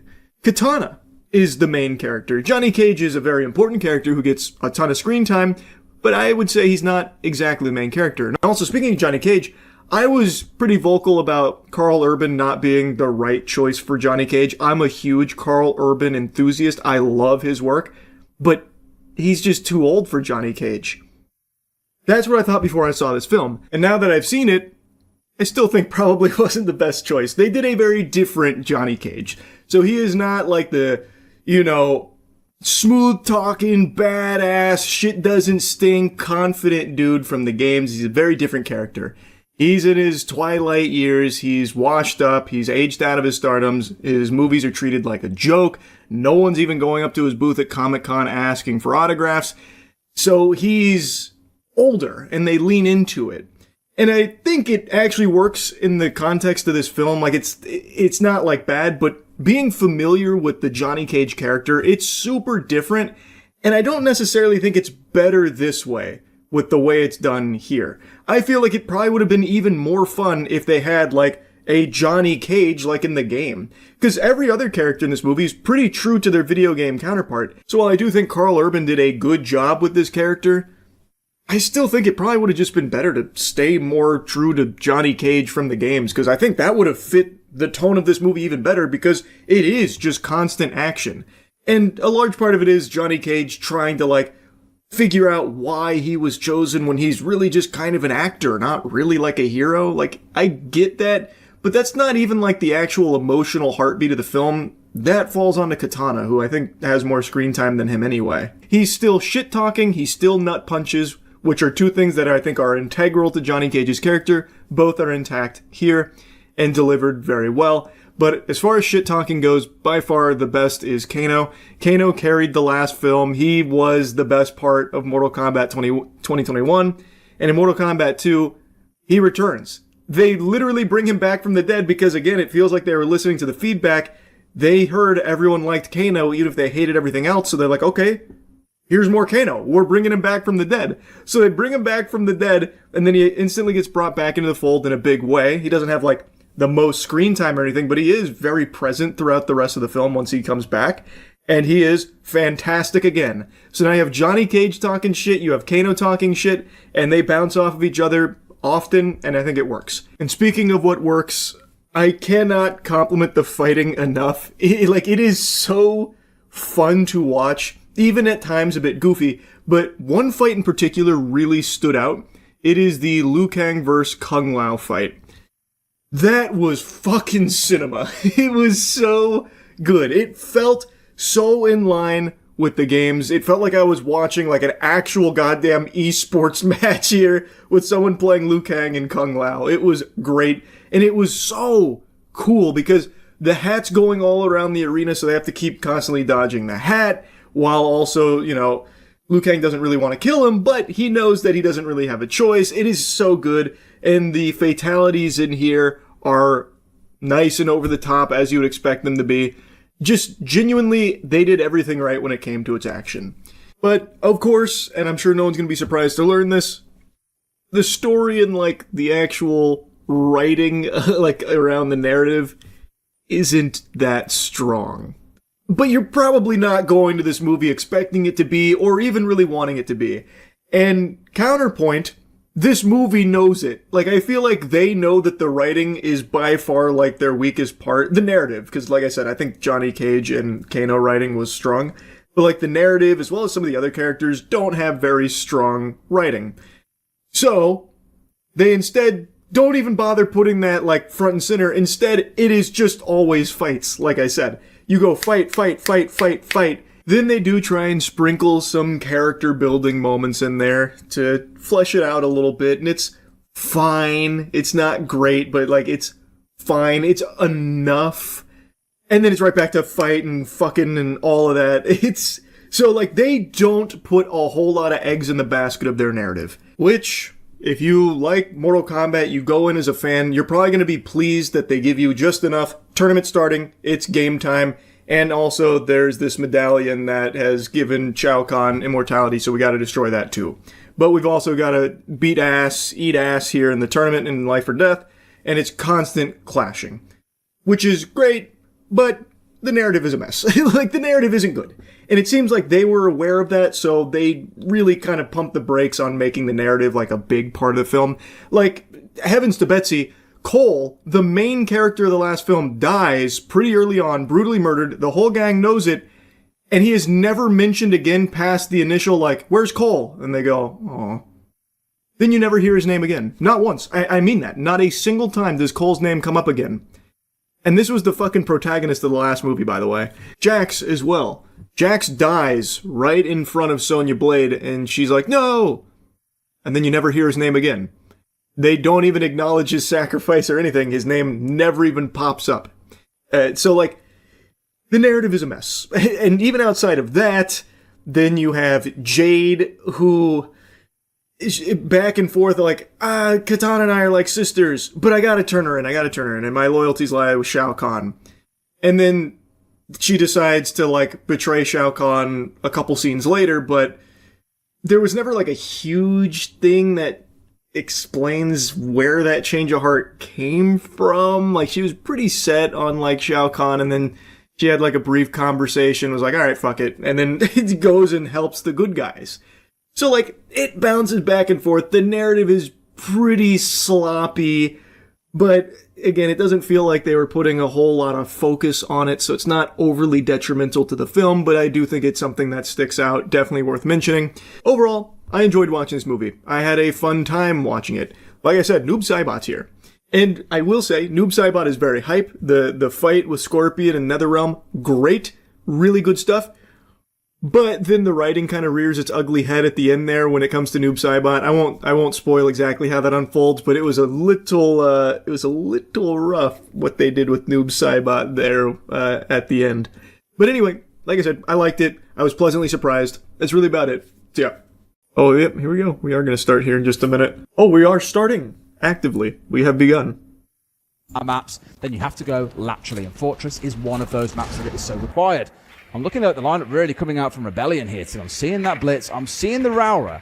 And after chatting to Eden, one of our coaches, he was saying, now that I'm back on the siege grind, I can contribute to the comms here. I can help the squad. Still very specialist in terms of what you're going to be doing in terms of the execution pull-off, for example, exactly what it is you're going to be doing with her, but doesn't mean she hasn't got a place, and here we go.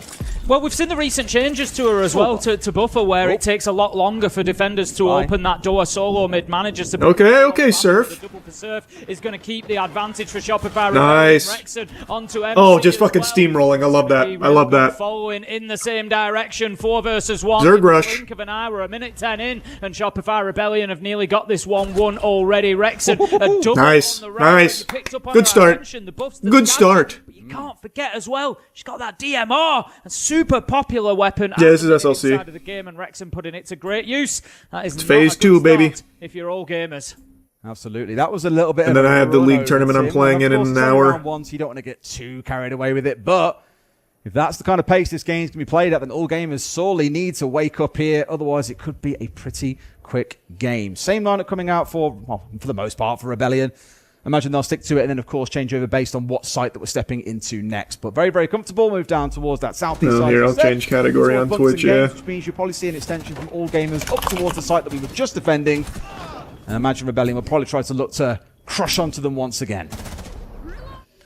Yep, Surf and Rexon certainly doing the jobs there. Like you say, it's going to be maybe a little bit of a mirror reverse of what we saw in the last round, because it's going to be moving over to... What are they writing down? Bro, if you don't watch Siege Esports, you don't quite understand how deep it gets. Like, they have binders full of strats.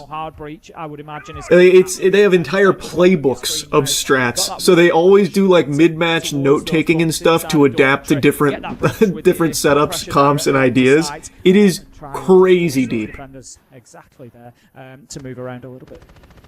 Okay, well, I like the idea last time. It was the fast push in that was at least somewhat stemmed by Solomon, but I think he went down so fast when he was dropping down those Chanka pellets to try and slow down the push. Yes, he got a kill off the back of it, but him then falling just meant it was freedom for Rebellion to charge on through. Now here, of course, we stepped to... Let's just get another one of those kind of rounds there. That felt really good. These days. Really, I think just went in there and just fucking lat spread on him. Otherwise, the Bandit was banned away, and the other 3 were picked up a large number of times. Still very much in the meta. Tim, I think nice. Outgun. Good shit, Surf.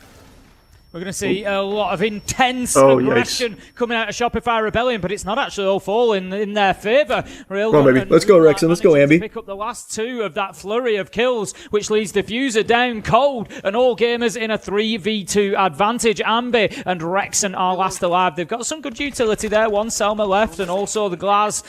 He should find him on drone. Scope, as we know, 2 smokes as well. Ambi knows now. Of the attempt at a flank coming in from Moonlight there. The air jabs had been deployed, so it will just back him up a little bit. Ambi's just going to watch that angle. The thing is, Shopify Rebellion have got tons of time here to deal with this. Teamwork trying to clear Moonlight out. The flash goes in. They know exactly where he is. Boy. God, Ambi's so good. Levels things up, and this is the problem all gamers are going to have. They will be punished. We didn't spot this guy. Mistakes here. Drone it. Shopify Rebellion. Moonlight do we not have drone? Just overstaying his welcome in horse. They've got to know that more nades will come their way if they don't swing on. No! That's what you're looking for. Railgun gets one. Looks for the third onto Ambi, but can't quite collect. Smokes are down. He's got a brief advantage here in which to try and make something happen. Knows that he's got a man tight on his right. Oh my God, close. Looks for him. Can't find him. Railgun makes it a 3. And all gamers take round. No, that's all right. That's all right. I got a tinkle. Tactical piss. First shot didn't. Nope. Down we go, which means a full just dumped a ton of pee in there. That's big. That is big. An awful lot on their game on Lair. I want to say it was yesterday we cast that one. So more of the same here, along with the Dockery coming in, just in case there is any craziness coming out of the other side. And when I say craziness, Tim, when we saw Moonlight playing his first round here at the tournament on the Vigil, he netted a 4K. So I think there's a little bit of consideration for what he might achieve. And here we go. Ooh, scary. Certainly he's being a high risk there, trying to stay and look for a shot back onto Ambi. But Ambi doesn't find his target either. Yeah, we did see Moonlight able to put that Boss G to good use yesterday, and just gives it another whirl. Not going to find. Come on, gentlemen. Time, but sure that more opportunities will prevent themselves. Canadian goes in aggressively on the blitz, just looking to take ground here and start pushing through, claiming that space above the site if he can by getting inside of games. He's going to be supported by Ambi in that. In fact, looks like they're forgoing games a little bit and instead are just going to look to head down the stairs. We don't generally see too much verticality onto this site. It is there. It is possible. It's tends to be limited to the hatching briefing. You just try and work around that, drop and get a plant. But in order to do that, you got to. You're warming up in the wrong game. Well, this is my team. Clear out those defenders that are directly. This is a very important major for us. Now I've seen the first one of those light screens being I warmed up last night. I went 15-4 last night in my last game. But also a little bit of attention draw onto the side of all gamers, getting them looking the wrong way. Because now the ceiling's starting to be opened up by Rexon at the same time. So always the problem when you don't have this vertical control of a site is you are forced to then move around a lot as a defender. Certain spots no longer defendable because if you sit there, you're probably getting shot in from above. But of course, keep your eye on Canadian. He's the one with the diffuser in back pockets him. So he's the one looking to get this done. Yeah, out go the smoke. There you go, Ambi. Attaboy, Ambi. Goes MC as Ambi manages to find that long-range kill, just supporting his shield, making sure that he's got the space that he needs. We're going to see the smokes fly. Nice. Now, it's not a good spot to be in for Railgunner. God, he must have fucking scared him there with that. Ambi manages to find solo mid, 5 versus 2, and this is what I meant by Rebellion. God, Ambi's so good. Yes, it's been intense, yes, but it wasn't that attempt at just running in and rushing and rolling over the top of him. Instead, it's been clean. It's been about clean situations, picking them apart a piece at a time. Great round from the North Americans. 2-1. I want to know who's kicked Ambi's dog. He's on like 7 kills here after 3 rounds. He's been absolutely flying, and that one especially found himself a 4K. And it does feel, Tim. Yeah, I'm top lane in the tournament today. A bit too much for all gamers. It's only been a quarter. It's still very early on. But you're seeing here how they are rolling over them with absolute confidence, and there's been very little so far that all gamers have been able to do. I wouldn't be shocked to see a Tachanka ban come out here, truthfully. It's been the one thing that we've seen them trying to crutch onto. Nope, going to be the Goyo instead that we saw back in round 1. So they'll leave that on side and say, you know what, you want to keep running the Tachanka that's nice and slow? That's fine. It's a bigger target for us to go after. Did you watch them play FaZe yesterday? I did. We could have absolutely won that. Nadian wasn't having the best series there, but we were overall playing extremely well against FaZe. Repeat from all gamers on defense. It'll be over to Commanders and Bathroom. I really thought we had that, man. It was a shame. I'm pretty sure Nadian finished with 0 yesterday. It was a bit of a goose egg, but there were so many good signs there from that series for us. More of a full clearance from Rebellion. I could be wrong, but Railgun's already setting up down towards games and dorms. We've got a little bit of attention towards Courtyard as well. Briefings being dealt with. League tournament today, but my team, Rebellion, is in a major right now, so I'm watching that in the meantime. Yeah. On this top floor, meeting is always the fishbowl of this top floor. It's where all the battles really happen because there's a number of single doorways to work into. You've seen no matter what you do, don't pick Mordekaiser for the tournament. Why? I'll probably play Mordekaiser. I went 15-4 with him last night. We've seen teams getting stuck there for like 2 minutes. That one bad game was because I hadn't played him. And then I learned him, and then I fucking asserted my will. Try and free things up, create pressure elsewhere to let your team move through a little more comfortably, or as many teams have done historically, lean in towards shields instead as a way of getting control of it. Of course, Rebellion could bypass all of that and instead just push their way in from the top side of the map. But I'll probably be looking at Malphite or Mordekaiser, some south side clearance to do maybe Trundle. Ambi straight just easier picks. Utility from the stairs, just giving him the option to push onto and pressure those Eagle stairs. It's going to be solo mid that is tasked with holding on to this location. It was something that we actually saw all gamers clear out as an attacking side really well yesterday. They used the Rotero drone of the Flores to go on there and just dislodge the Warden, and then pushed up against Furia with the shotgun of the Deimos, pretty much as the sort of aggression that we're seeing coming in from Shopify. No. It's not going to work. It's a double to solo mid. You can't just push into a shotgun like that. Ambi, Canadian, both down. Deimos, Grim. I don't know about that call. Really, you need that utility to do the job for you, to make it hard. Think about pushing into blue stairs. All right, Spoit. You can't just charge. We got Spoit, Surf, Rexon up to do the work for you, and Grimby's an attraction. So it's definitely not over yet here. So for the first time here, feels like Rebellion might find themselves a bit on the back foot with a lot to do to recover this round. I don't think the nade placement helped them. I think they were hoping for a little bit more from that. Railgun will manage to pick up spots as he goes. Come on, Surf. One's knocked. It's going to leave Surf with it all to do. Manages to find one onto Yaz, but he's got 4 still ahead of him. Going in with a shotgun, but will be taken down by MC. And that is going to be all gamers leveling things up 2-2. All right, okay. Good round from them. Admittedly, more of a mess, I'd say, from Rebellion on clearing out Eagle. That should have been A free kill onto solo mid. I know he's sat there with a shotgun. I know he's got thorn traps around him.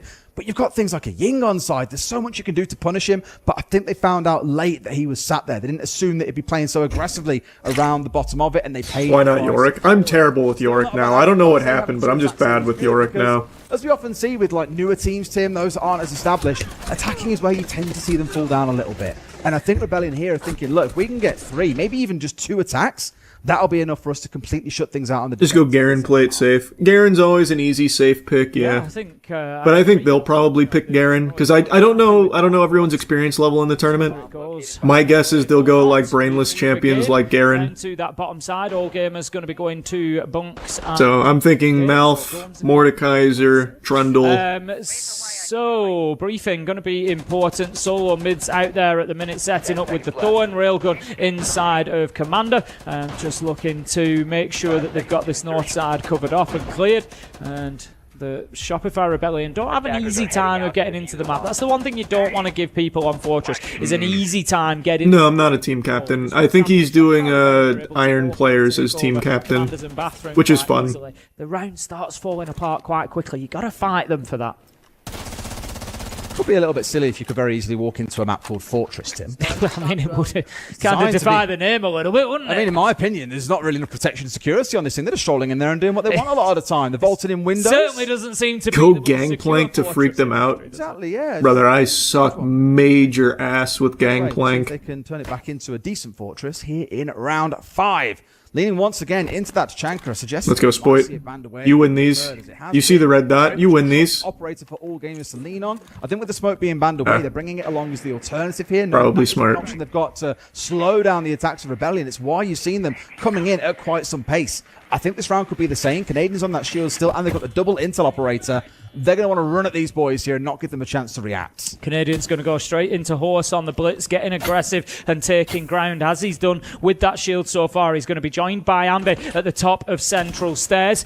Canadians actually worked his way. You just see his silhouette off in the background. He's gone through into Bathroom, taken that ground, so now it allows them. This is what I said, you don't really want to give this area up if you are all gamers. Okay. They're going to be able to breach into Briefing. That's going to force Moonlight back, and all of a sudden you're trying to defend deep from within sight. Briefing is like I spoke about in the last round, though, the real hard piece to break open on this map. I mean, MC, interestingly, has just reinforced it off entirely, so the only way they can challenge into it now is from the doorway where Moonlight's currently sat on a shield. Typically, you'd leave one of those walls open and be able to... We're slow rolling this one here. A bit of a 2 versus 1 onto the doorway or onto the breach. That's not an option, so I'd actually say things just got a little bit easier here for Rebellion to start their push on fours, but even now, opening up that wall so they have a fast way through, it could be opening up for a bit of Canadian aggression. Yeah, Moonlight has been forced deeper into sight now, and everybody from the side of all gamers is within about 20 feet of each Master other. Yi top so lane. Oh boy. Just been forced that a boy, Spoit. This attack That a boy. is constricted around them, forced Good them challenge. together, and now that they are pooled inside a sight, it's about picking them off one at a time. MC is the first to go. DMR goes with him. A big loss for the defenders. 5 versus 4. Probably wide swing. There's 35 seconds left to go. Shopify Rebellion. They need to think about how and where Canadian is going to deliver this diffuser. This is what I was on about, being able to get into a good spot. Nice. A free kill on a great angle there, leaving himself not exposed off towards Railgun. C4 comes on through, but it's ineffective. Doesn't finish him off, and at the same time, Rebellion find 3. No! To a second, Yaz. Okay. Going a bit big. I got scared for a second. Gets the close, Rebellion into the lead. I love that movement from Canadian when the retro comes out, and he leant so far forward. It was like he was trying to press his shield on top of it to protect himself. Did manage to do it, kept himself alive, but whoever the shield guy is seems OP. We're going to have Blitz. all gamers calling the tactical timeout at this point. 3 Canadian down. known for Obviously playing hoping shield a ops. little bit more from the defense here, Fenneman. I feel like you can't be... Interestingly enough, in the solo queue ladder, I don't see a lot of shield ops. It's going to go your way in the second half if you give Rebellion such a big start. That's mainly because there's not a whole lot of teamwork around it. French coach in solo queue. A lot of his communication is worth stressing for those who want to know a bit more about this team goes through MC, who of course is known around the world, really. He's played in a few regions now. On a few different teams. The rest of them are a little... I notice you like to play a lot of trap characters on defense. I just play ops that I can get value out of without knowing any strats. Is it going to be a message, though, so like Rook, you get t-shirts, I help the team with armor, and I can make rotation with impact. Ban as well, the 2 stall taps. Thorn, I can stall out a point just throwing thorn traps near it. So yeah, I've been playing ops that can contribute without me knowing the maps or any strats. All gamers need to turn the tide as quickly as they can, otherwise they're going to have a very difficult time of things. 3-3 absolute minimum for them now. They need to be taking this last defense. Does he play Siege? Yeah, I've been back on my Siege grind. I've posted like 12 Siege videos in the last 2 weeks on the gaming channel. Gold 3 right now. Once again, so we can see exactly how they do things differently. Last time around, I think there wasn't enough resistance in Horse, Bathroom, Commander. Canadian was able to just walk in, take that ground reasonably easily with the blitz straight through. They got briefing wall, and we saw all the pressure then mount from that side. So I'd like to see this time all gamers just putting up a little bit more resistance over that side. Well, still very much the same, as you say. Not too much changing away outside of the shield being dropped, because why bring it here? The Ying seems to have been offering quite a bit for them, at least in optionality. They managed to make great use of it in the round that we saw back in round 4, when all gamers came out on top. Please tell us what you mean by the Hotel Siege map. What the fuck is the map that has the samurai armor? Is that not called Hotel? I have not played that map since coming back. That and Bank I haven't played a single time since coming back on the ladder. That's Skyscraper. Gotcha. Yeah, I haven't played Skyscraper or Bank a single time. Okay. It's shaping up outside of the external wall. I was just watching on our top down here to see exactly where this attack was kind of shaping up. There isn't too much pressure at the minute towards the other side, but I think we are going to see them now looking to move in through Horse. Rexon has managed to get that external wall open as well, so I think rather than seeing the bathroom briefing push, we're likely to see more down towards this door, in towards bunks. We saw them try it previously when Ambi tried to walk in with the glass. I think that's where more of the attention is going to go. That's why they've opened that external wall this time, so that the player, it was Railgun before on the Bandit, was sat in behind there because they hadn't managed to open that, and he was a bit... Oh, we know he's there. And yeah, as expected. Good grenade. Pushing back. Take space. Looking good. Yeah, so you got the shades on as well. Methodical. That's how I would have done it. The back of it. Instead, it was a frag grenade headed his way. Our second Twitch drone being removed from the round. Those electro claws, Tim, as you've seen, have been safe for the most part as well. I think he was holding on to it here, MC, for the majority of the round to finally electrify off the wall. But now both shock drones are gone. He could drop those down, and these walls would largely stay closed up unless nades could follow on through to clear them away. It's much slower and controlled by Rebellion so far. All gamers have got to hold on for just 75 seconds. Yeah, second Selma goes in to try and take out that internal wall, but Boom, going to have baby. None Yep. of it. Takes it out. That's a big mistake. Yikes. Drops down, taken out by Solo Mid, as Wrexham was also floored. Oh, baby. All right, there you go, Surf. There you go, Ambi. One apiece, though, to keep the advantage effectively. No! Versus 3 cut down by the big LMG of Railgun on the Tachanka. Crosshair placement was a little low. Now 3 versus 2 with Wrexham. All right, Spoit Ambi up, though, so we're still very much alive here. Oh, and Rexon. I thought Rexon died. I thought I saw him in the kill feed. All right. Oh, Rexon does get picked up now, manages to drag himself to safety, but there's nobody really anywhere near this diffuser. Spoit's on his way to try and collect it, but needs to be cautious. And he's giving himself away by dropping down the Grim Beast. They know that he's coming from this position at the same time, so they got him on the backstab, the other two on the front, but Rex has been... Yikes, that fell apart. Railgun, another... Not bad. A bit of a recovery being shown there, Tim, but I think there's a lot of work to do still in the second half. Yeah, really good from all gamers. Just to close that out, tactical timeout obviously doing its job from Phenemy. Anything haven't played Siege in a while, but looks like Smoke is still a must ban. Remain calm, okay? And solo queue is really not that bad. The must bans in solo queue are Mira, Ace, and Snake. Calm, okay. Those have been like the perma bans in solo queue. Alright. Good job on the defenses. It's in the past now. If they won 3 rounds on attack, we can win 4. Okay, that's the mentality. 防守已经过了，他们能赢3把进攻，然后我们能赢4把。Okay. It's a team that can fight. Okay, so don't be surprised if they try to hide, if they are aggressive. Okay. 他们是一个很会去对枪的队友，所以不要很惊讶他们。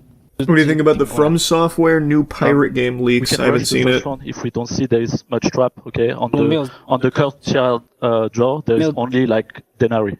没有这么多陷阱的位置，我们可以 run。Go smoke. 没有这么多陷阱位，我们可以 run 那个庭园。Yes, there is also a Denari on your window and a barbed wire. Okay. Yes, 那边有个电线跟那个 And most likely someone will be in meeting, so you can fight that guy first. 新闻应该会站一个人的时候，你应该可以跟他先对象，这样子。You can play wall deny. It's simple. Have you watched Which Had Atelier? Yeah, I started it. Others like going. This was basically on the roof, just clearing. For bunks, they 4-man blue with Deimos under, and he walked up the staircase. They do go for the ace on the wall immediately if they're doing that take, which we talked about. And they just try to play the cut. He eventually did try to jump in the soda window, so if they go for that, just be aware. When they did that, it was quick. So just make sure that if that's what we think we're doing or they're doing, we're ready to react. Do you only solo queue? Pretty much, yeah. In the game, but I assume it's the same as their command, where it's basically them just 5-man. All right. Let's pop off again. I found the start of that really interesting from All Gamers, where it was very much a breathe and just silence for 10-15 seconds. I thought at first he was going to do what a few teams have done just not gaming talk. things a little bit, yeah. Yeah, but then obviously the talk then broke out after that, and it was completely fine. On the Rebellion side, it was also, again, quite tactical and specific, I suppose. The smoke ban coming through here, same as we saw from Rebellion alongside the Goyo. So really looking to remove those operators that support the bottleneck we've come to know from Fortress. Okay, a very evenly split first half. If I'm honest, I think that suits Shopify Rebellion down to the ground. I think going on to the defense, I would expect them to now really start to take control. Yeah, let's put the screws to them. Not to say that All Gamers cannot come out and surprise us, come out and have those big attacks. We saw them do it yesterday against Furia. They have got some serious gunners on their side. Who's your favorite operator? I know he doesn't really prove my point at the minute. Probably Callie. But my point is on the attack. I love playing Callie. Great things over the last couple of days. Definitely one to watch out for. Railgun quietly getting the job done. You know, this is a player that's played a lot of support through CNL if you have a look at his numbers, but he is coming out and delivering here at the minute. He's doing fab. And also on the other side, I want to talk about Solo Mid. 3-0 on entry on this map so far. And that's at a map where we've seen a lot of fast aggression coming out from Rebellion. And yes, some of those entries were secured off the back of the Chaka. Fine. It's more the fact that he has been able to stem the tide a little bit and get his big defense time. Where he found the 3K, found the entry, and of course, let's lock in the round for his team. But let's see how they fare on the attack. As I've said, my concern with newer teams, Tim, is on the attack is when things tend to look a little bit misaligned. Because if you're even half a second to a second out of step with each other, that's enough time for a defender to spin on their heels and get a real nasty flick onto a second player. Canadian just in that position to try and stop the push up Eagle stairs. We'll just continue to hold that on the long angle. Interestingly, he's got the rotation available into sight, so he can't really give up his position too easily. Just having a look, a couple of reinforcements are left in pocket, so if he does rotate back in through there, there is the option there to be able to reinforce that wall, because what you don't want to do is lose control of Eagle and then have them come down there, take control of that corridor. Is Queso in the tourney? I have no idea.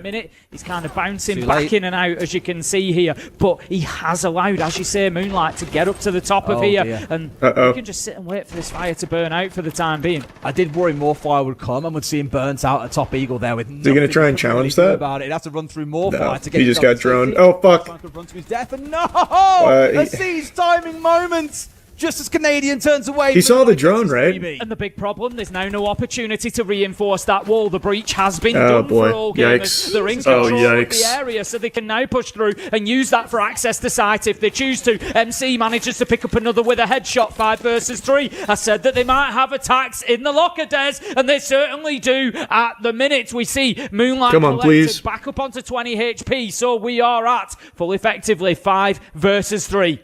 I said earlier on in our last map when we had Enterprise in a similar spot, it's a measure of a team's maturity to be able to close out man advantage situations. In this one, they've got 2. Both kills coming from Reapers. It's making very effective. This is going to be very, very hard. Shotgun's ready for closing. Very hard indeed. Candela up over the top. Oh, they're pushing. He should be able to hear it, though. Up against the Kiba. I'm sure they know that he's here, Tim. Yeah. The question is who walks away with the kill. Probably not him, as that shotgun really should be losing out, I think, at the mid-range it's currently finding itself at. Yeah, I think he's just... That-a-boy, Rexon. He's happy to just get yourself one more. Oh my god, that-a-boy. That-a-boy, alright. Recoil, take him up to the head of Railgun, however, Solo Mid is in. No, oh my god, and stop the plant, let's go. Is there once again when Shopify Rebellion need him, 3 versus 2. Down on the floor, does he know? Yes, he does. Huge. Trade off the back of it. Now Yaz 2 kills to his name across those. Just don't peek. We don't have to peek. We don't have to peek. We got the few. Nice. Yeah, nice. Yeah. Fuck yeah. Good play. We did it. We got him. A pretty special clutch. No. We don't need to do that. Spoke about, by the way, gets the 1, has a whole 2 seconds to spin onto the 8 inside of blue, who didn't step out for the trade, and that arguably has cost them here. A 5 versus 3 squandered. Good work. Good work. Yeah, and this is the difficulty that all gamers are going to have. That attack actually shaped up really well at the beginning. I loved the aggression out of Moonlight. He saw his opportunity. He knew that the next Shamika canister was going to be launched. We needed that one. That's a great opportunity to attack a Tachanka because we definitely needed that one. That would have been a rough momentum swing there. It was brilliant stuff, but they just didn't do enough with what they took. It was exactly this. The double from Rex, and that's a beautiful shot. Just sprays all the way up the body of Rail. Rexon absolutely saved our bacon there. Of that recoil from the Vector. Love to see it. And Shopify Rebellion managed to get themselves around on the defense 4-3, and all gamers back to the drawing board. Ambi didn't really have to move his position either. They knew that he was around. We had the yellow pings coming in on the other side of the hard wall down from that long museum corridor. They knew that he was there somewhere, just weren't 100% Are you a Rebellion fan because of Spoit? Bro, this is my team. Like, I own the team. What do you mean? All Ambi had to do was stand up. I'm a Rebellion fan because of every player. Guy is dead. They can't get that diffuser down. So not having control of Horse was the big misstep there for all gamers. And arguably that, including the botch 2v1 onto Rexon, is what has cost them the round. Small mistakes make a big difference at this level. We'll see if they can recover it here in round 8. Okay, so we're going to head over to the bottom side. It's going to be Dorms and Games. Spoit has the rotation out. We see that quite often. Little rotation out. You can just peek out onto the old tower drop. Just kind of play in and around that vending machine. I don't know the map at all. No, brother, you're asking the wrong guy about map knowledge here. I do not know this map. You've got the option to close it up if you need. Sometimes not. No fucking clue. Deployable shield, for example. If it ain't in the ranked ladder, I don't know it. And I have not seen this in any of my ranked games yet. This bank and skyscraper haven't got a single time since coming back. But other than that, I think mostly they are just on the drones and still in that intel phase. Yeah, no rush right now. You want to know, it's more about like on a cafe, right? You get yourself up on the roof, you get back on the drones, you figure out what's going on, you start your push down in towards red, you start challenging around Skylight. It is kind of the get to the building. It is in ranked ladder, but it gets perma-banned. Nice. Ambi is a seriously overlooked player. I don't think he's overlooked.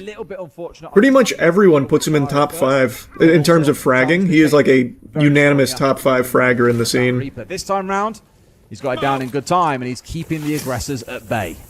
Going to see that external wall open, so not a bad start here. Just coming up to the halfway mark. That's going to put a little bit of pressure on Wrexham, but it's something Railgun needs to be aware of because Wrexham is taking that peak on quite aggressively. Yaz, he's just going to move himself towards Horse Door there. Look to try and put a little bit of pressure onto this top side of the Shopify Rebellion defense. It's actually Railgun. I mentioned that fight. It's him that comes away. Okay, way to trade it, way to trade it. Do we know he's here? Do we know he's here? There for the trade. Something yeah, Shopify Rebellion have done pretty well so far. Oh, nice. Good shit, Surf. They will in style. Surf. Nice, Nitro. Over the top. Finds his man. Moonlight down. 4 versus 3. Yeah, 2 of them pushing in here as well. You're going into that a boy, Spoit. The C4 could come their way. Chanka does fall down, though. That's not the end of the world for them. In fact, it's now just really Surf and Spoit. They need to force to move away because Ambi is up towards the top. Oh, fuck. Oh, God. Yep. Oh, nice. Nice, Surf. But Surf has got this one on locked him. A great C4. We don't need to challenge this. We don't got to challenge him out here. That's fine. Yaz left in a 1vx once again. Good work. Holy fuck, Surf. And Spite was absolutely beautiful. I'm not going to go as far as to say Spite activating the glasses was bait, but it did give his location and it did bring in that peak from MC, and Surf was just there ready to go. Brilliant stuff from them two, and now they know where Yaz is coming from. They know it's central stairs, and they're just going to wait for the push to come onto the single door. He's running the Thorn Gauntlet. Well, things do not get any easier for him here, and Shopify Rebellion with 15 seconds left to go. Yeah, they don't have to peek or anything. We're fine. Oh, teasing him. There's nothing that Yaz can realistically do, so they're just going to hold and bide their time. Round will tick. Nice, nice. Looking good, boys. Looking good. As we suggested, it's looking tough for all gamers to get this one done on Fortress now. Yeah, it's like I said back at the end of the first half, Tim. Like League tourneys in 30 minutes. When you're going to see the cracks start to show. On defense, but there's a draft first, so it doesn't immediately go into the tourney. I still have no clue whose team I'm on or anything. It's relatively straightforward, but timing is everything when you're on the attack, and I think as we saw once the Amaru got into spot there, was a little bit stuck, and Moonlight was a bit like, okay, where do I go for now? And you gave 3 seconds maybe, and then a C4's at his feet. Not much more they can do to recover off the back of that, unfortunately. That's 2 in a row now for Rebellion, who have pulled themselves ahead, have got a 2-round advantage, and we're into that also crucial round 9. We speak about this quite a lot. Are you hoping to be with Tyler 1? That'd be cool. But I'm fine to go anywhere, man. I'm just looking to have some fun. If it goes 5 and 4, Jinxie's like one of the very few streamers that's just actively keeping community-oriented gaming alive, where it's just wacky tournaments all the fucking time. Otherwise, I do fear it's going to be lights. So I don't really care whose team I end up on. It's just a fun thing in general. So those operators are suggesting to me that all gamers are going to try this method that we see of attacking this site, where you take over top floor. They want particularly games, dorms, and briefing control. You open the hatch, you send the light screens down. You don't have SLC drops. You clear out the utility. I have no idea. On blitz, you get them down, and then you drop the hatch and you plant. That's going to be the attempt. Snake there to try and clear out that top floor quickly and try and help with that push. That's what I would expect. Looking across the side of Rebellion, if we have a look, everybody is downstairs. So they've given that top floor over to all gamers. So Jinxie, please play Deadlock next. They're going to be able to follow in behind them, but they should.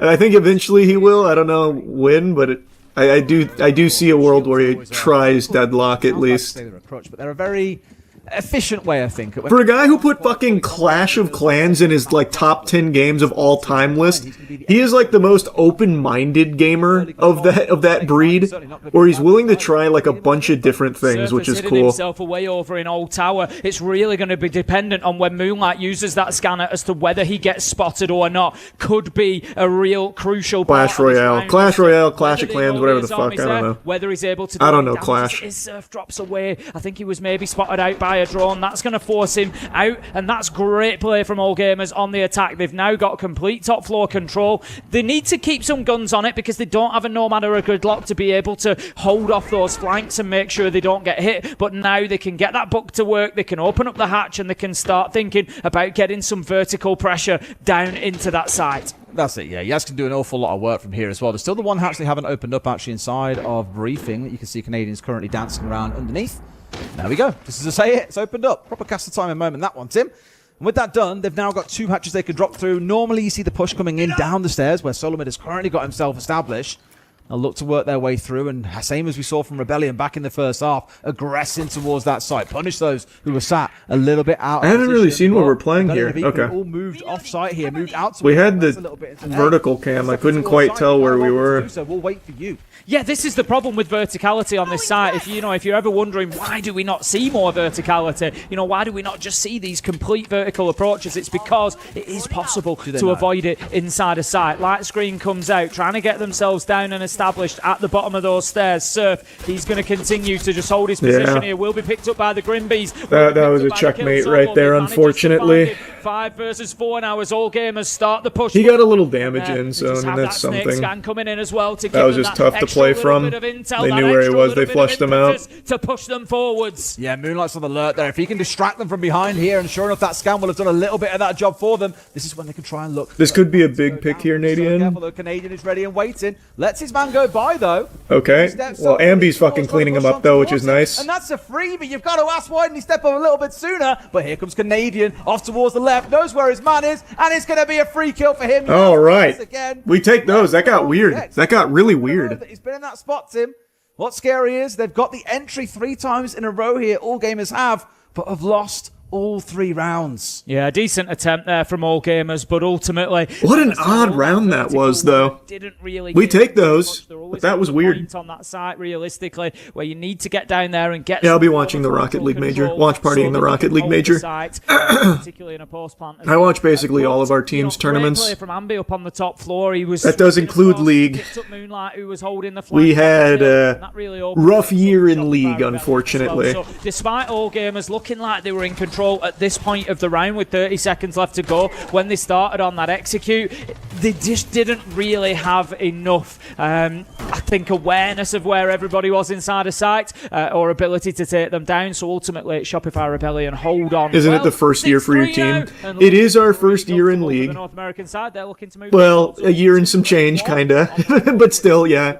We're still a new Oregon League, but last time we were top 3 in LCS. Finished off early, and only for the blitz to then go in and get. And this year, it can't surely fall apart here. But really fell apart. Get rewarded him in spades. Free kill onto a plant going down because All Gamers left it just a little bit too late in the round. And potentially, our last round is going to be spent up in command and office, Tim, or bathroom and command even, up towards this top side. We spoke about this already. You'll probably see the push coming in from the south side here, or from the attackers. Well, last time around, they went straight up towards Eagle Stairs, as we saw, and they worked absolute wonders from that position. But given where they've all spawned, Tim, it does look like it's going to be another full map clear. Yeah, I would expect. So MC has gone over to that Eagle side, but he's actually moving around quite quickly, I think, and looking to come and join his team, maybe towards the bottom. Will you watch Party more SLC? Will you watch Party more SLC? Yeah. He's on the bandit. It's just usually at a hard time for me to watch Party. Today I just didn't have anything going on, so I was able to do an early stream. This is a tournament. By Ambi, so All Gamers, this really is a trial by fire. Map clearance of Ambi and Spoit, not going to be easy. Now trying to take away a few gadgets, but you've got to keep these drones alive is the hard part, and Canadians already sniffed out one without anything being taken away from the defenders. It's not an awful start now, all the Roteros to roll on through. In fact, I'm looking at it. Look at how many drones we've got to work with. They're giving across all the operators are rolling here. The Twitch, the Flores, and the Brava.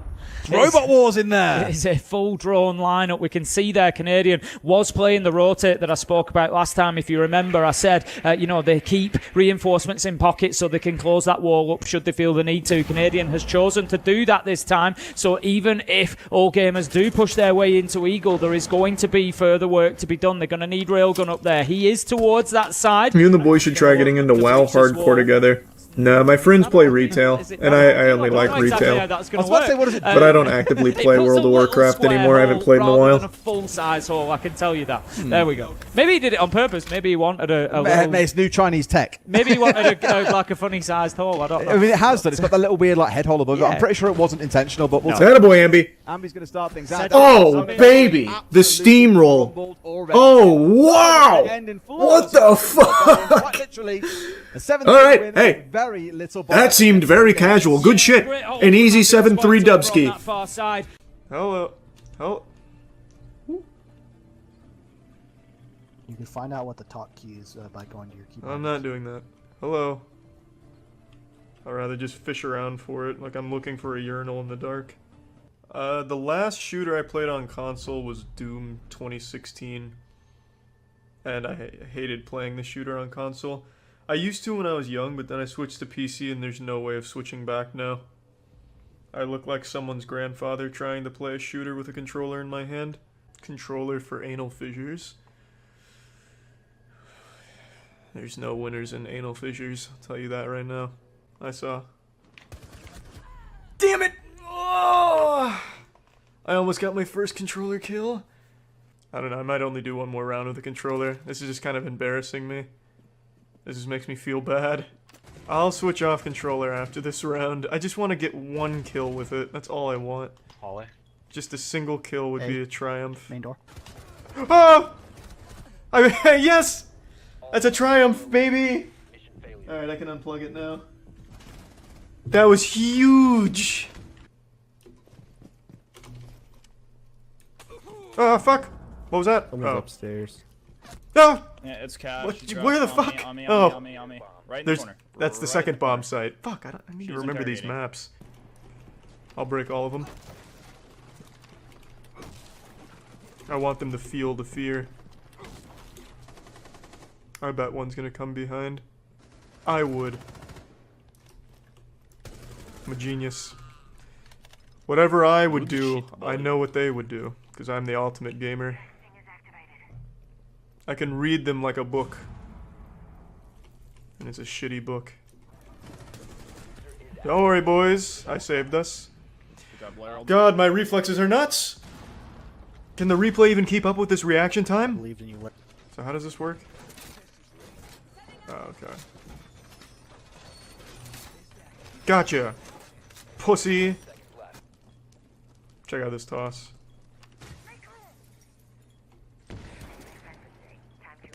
Damn. Check out this toss. Damn.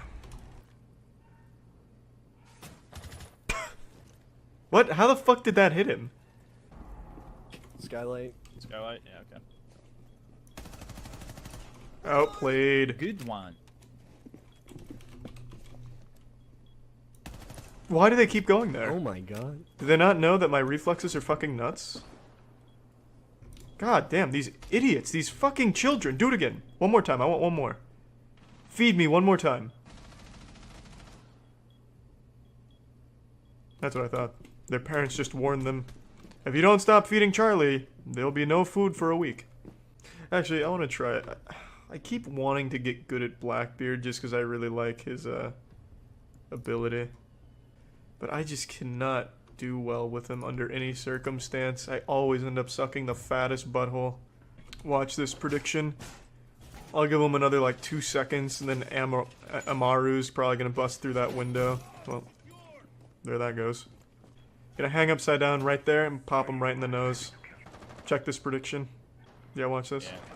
I've read him like a book. Are they shooting me? Crazy, dog. I will not be proven wrong twice in one game. Do it, pussy. I know you're gonna do it. Come on. Come on, nerd. You're thinking about it.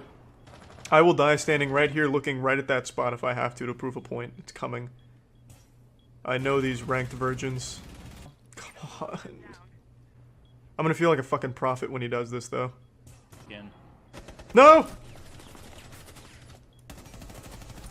Damn it. He interrupted me because he knew I was on to him. Ooh. Thanks for the raid, Jameski. Unfortunate timing, but so be it. I'm not afraid to be caught with my pants down. 6.5 inches is a man dick. Of that map. Ah, that's right, Jameski. The Rainbow Six Siege champ. What just happened? That's how they treat the champion, eh? You just DDoS me or something, Jameski? What the fuck is this? Has he even checked what his button is? No. No. No. I have not. He refuses. It's a pride thing. I think him. Thanks for the tier 1 Rambooski. No, it has to be as normal Discord push to talk key. Because remember when we played that one time and Oh, he was yeah, double yeah. talking? You were right. You're a genius.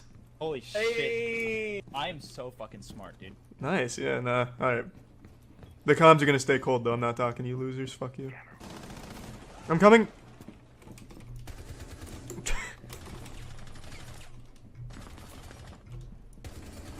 Oh! The firing squad.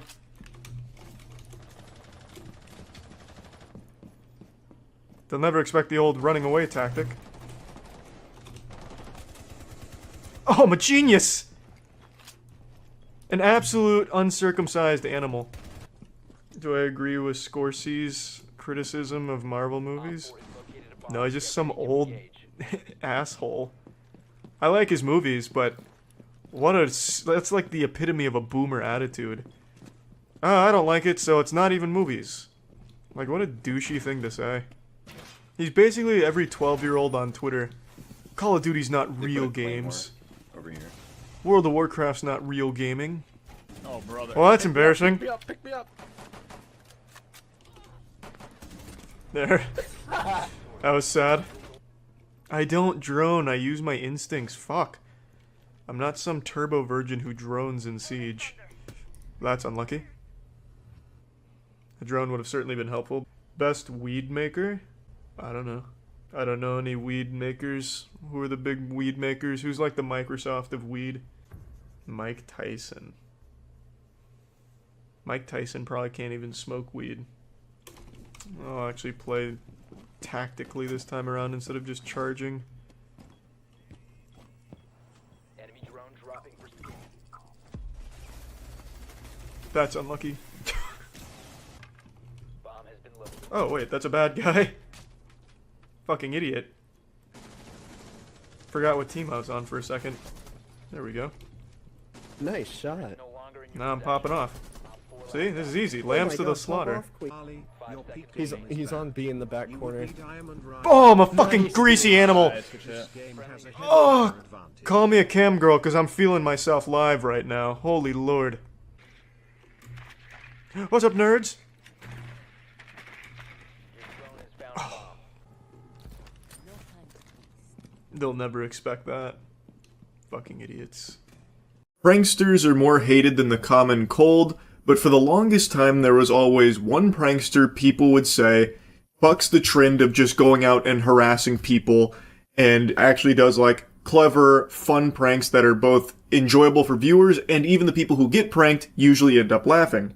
And that was Ross Creations. But with his latest super stinker, nobody's laughing. It's actually done a big number on his reputation, put a huge blemish there, and a lot of people are extremely upset with him. It's pretty easy to understand why. When I heard what his latest prank was, I don't even know if you can call this a prank, it's killing animals, not really a prank per se. When I heard that it was Ross Creations that did that, I didn't believe it. Drew told me yesterday, and he said, you know Ross Creations? And the first thing out of my mouth was, yeah, I really like that guy. And then he said, oh, well, did you see his newest Instagram reel? To which I responded, no, because I'm not a big Instagram user, so he showed me.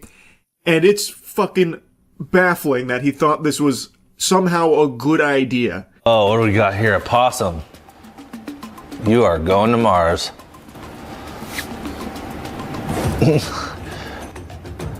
Yes.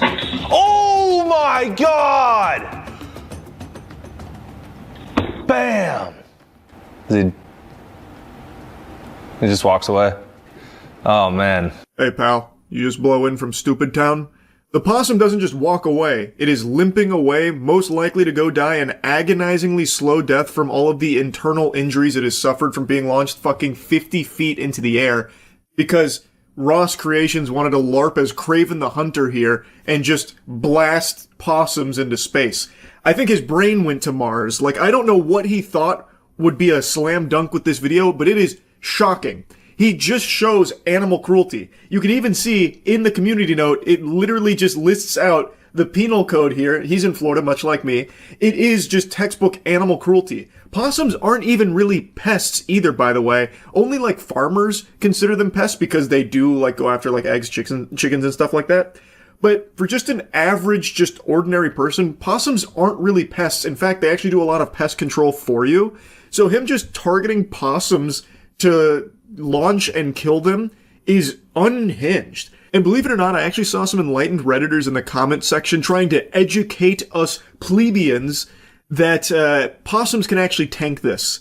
This kind of impact actually does nothing to a possum. They don't even feel it. They're a lot like squirrels in that regard. And I had to take a moment to compose myself and realize that that was a real sentient human being that typed that, and it almost made me shed a tear. Buster, possums are not like squirrels, they're significantly more dense, and they do reach terminal velocity. So while it may not have just exploded on impact like a fucking bomb going off with blood and gore flying all over the place, you can clearly see it limping away, and it is absolutely suffering, and no doubt will likely die from those injuries it sustained. That is an extreme distance to fall that possums cannot just tank. Some of these goobers in the comment section were talking about possums like they're goddamn Thanos. Like, that is not how this works. This device is an alley-oop for gravity to assassinate possums. I don't even understand what the content idea here was, so he seems disappointed that the possum walks away. So the video was going to be launching the possum, having the possum hit the ground, and then a mangled corpse. And he thought that that would go over well. He thought that'd be like thumbs up across the board. The description on the video just says W, so he thought this was like a great move. What kind of psychopath shit is that? The guy whose own YouTube description says pranks but not mean, branded himself as like a good prankster, built a reputation as being a prankster that like even the people who get pranked appreciate because it was fun and entertaining, all of a sudden drops a video killing possums. That was his idea. How fucking stupid can you possibly be? Let's go ahead and play ball with fanfic where Ross views them as a pest because he's a big-time green thumb farmer, which he's not. But let's say he was, and he hates possums. He's got a big problem with possums coming in there and fucking slapping his chickens around or whatever. So he wants to handle the issue himself instead of calling a professional. This is not the way to do it. This is extraordinarily inhumane. It is textbook animal cruelty. Like this, there is absolutely no wiggle room for any kind of justification here at all. It is just torturing these possums. They die a slow, painful death. So even though it looks like that possum walks away, if you really stretch, it is limping very slowly off of frame. But even if you think that it walks away, it doesn't live happily ever after from the extent of those injuries. There's no world where it fucking survives that. But let's say it did. Let's say it did somehow get out of there, but it's all bruised and beaten up, looking like Ed, and Eddie after the town just attacked them for their most recent scam. How the fuck would Ross ever think that is content that would be received well? Launching a possum in the air and brutalizing it, but at least it survives. Why did he think people would respond positively to that? That's not silly. That's not like ha ha ha hilarious. That's just fucking weird. And the idea, apparently, was that it would kill the possum. Like, Ross seems disappointed that it walks away. I really don't get what he was expecting with this one. This shit is just unhinged, and I was shocked to see that it was Ross Creations that did this. I just had to yap about this a bit, because most other pranksters, I expect a level of, like, unfathomable degeneracy. But with Ross Creations, I don't think I would have ever predicted he'd be someone to make a video like this. It's so fucking weird. Anyway, that's about it. See ya. What's up, everybody? It's Critical. I'm gonna be answering some questions I get in messages. Let's do this shit. What you're seeing in the background there is Vanquish for the Xbox 360. It's one of my favorite games, and it's just me getting my ass kicked in the secret mission number 6. Alright, let's get this show on the titties. Usually when I receive a message, it starts with, I know you don't read messages, or I'm not sure if you read messages. I actually read every single message I receive on YouTube and Xbox, and that's just about all I fucking have, so I read all the messages people send me. I don't always reply to them, but I do read every single one of them, so everyone's welcome to send me a message. I will read it. Another question is, what happened to the Fun Tactics series? It seems a lot of people think I just stopped it. I didn't. I usually only make Fun Tactics for multiplayer games that I enjoy, or in some cases don't really enjoy, but play. And there just hasn't really been a multiplayer game that I haven't enjoyed, or I have enjoyed. I neither have nor haven't enjoyed a multiplayer game recently, so I haven't really been thinking of Fun Tactics. However, if a multiplayer game gets released here soon, that's good, or shitty, a shitty goodness to it, then I will start thinking of Fun Tactics again. Another question is, what happened to the Critical Versus series? Honestly, I vastly underestimated how fucking difficult it would be to do some of those boss battles. At the time I thought, for some fucked up reason, I could just skip to the boss battle recommended and fight it in a specific way.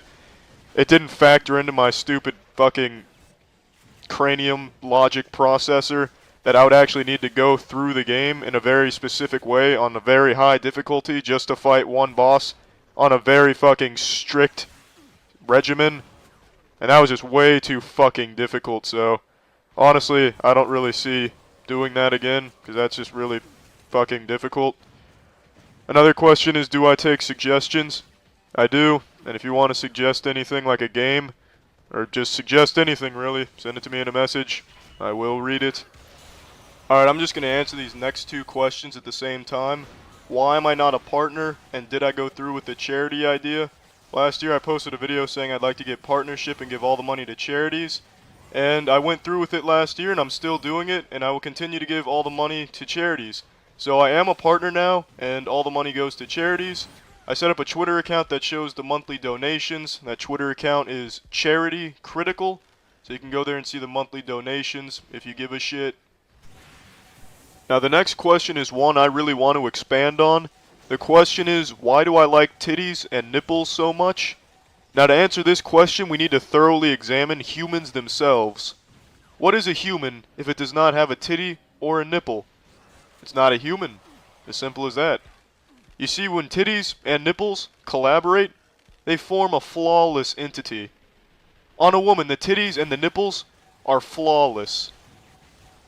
A woman's titties and nipples make up everything in this world. Everything in this world currently exists because of a woman's titties and their nipples. Everything is existing right now just to see titties and nipples. Like a fucking common misconception in today's society. We think the universe is expanding. That's not the case. The universe is simply trying to get closer to a woman's titties and her nipples. That is the only reason the universe continues to grow. So, in conclusion, I really like a woman's titties and nipples. In fact, I love them. Now, that's going to be all the questions I answer right now. I know there's a lot more people ask, but these questions were ones that over the past year I've gotten a lot, and I think people really wanted to know the answer to these. So, these are the questions I chose to answer.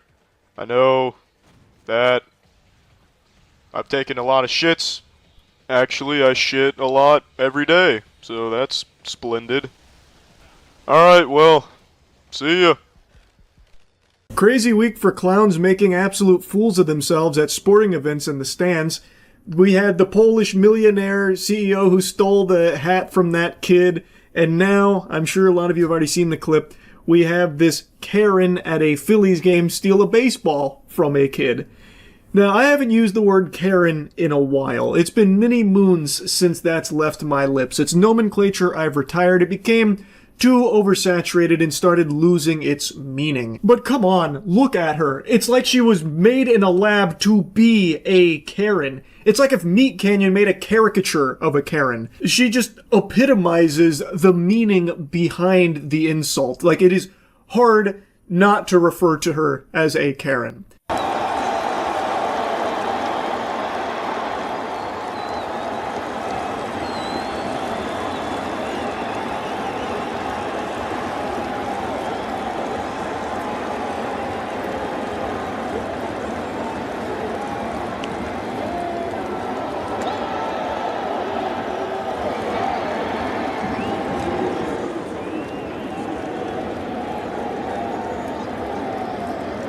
Now, when I first saw this clip, I thought it was scripted. I thought this is one of those, like, planted actor moments that a lot of sporting teams do, like, where they have actors pretend like the guy's proposing to the girl and she says no and spits on him, pours her drink over his head, that kind of thing. But it's all fake, part of the show, just to be entertaining. This is just, like, so perfect that I thought it was probably just make-believe, just for the sake of, like, a viral clip. It's apparently real. I thought for sure this was just someone playing the role of a Karen, like wearing a wig and shit with the attitude, and the way the guy reacts to her approach is like cartoonish, where he like freaks out and he like throws up his hands like he's about to fight, but he does like one of these and kind of reacts the same way my mom used to during jump scares in horror movies. But it's real. And the reason he reacted that way is because she ran up on him when he wasn't looking and fucking shouted at him. So it actually did jump scare him. Like, I totally understand his reaction now after seeing the other angles. I'll show you the other angles in just a moment. But the father didn't want to keep, like, arguing with her. It seems like he just wanted that shit to end ASAP. So he put the kibosh on it by just saying, here, fine, take the ball. Just leave us alone, you fucking Scrooge. Just get out of here. Just scram. So, like, he's just like, okay, whatever, take the ball. And she leaves. So now she has taken the ball away from that guy's son. Because he got the ball and immediately gave it to his son. And the kid looks very upset about it. Not that it looks like the lady gives a fuck at all. This might be the happiest moment of her life. It looks like she feeds off misery. She's like a fucking Dementor here, making sure that she saps the fun away from the other people in the stands. You'll see what I mean in just a moment. Let me show you another angle, though, of her talking is not the right word for it, yelling at the guy.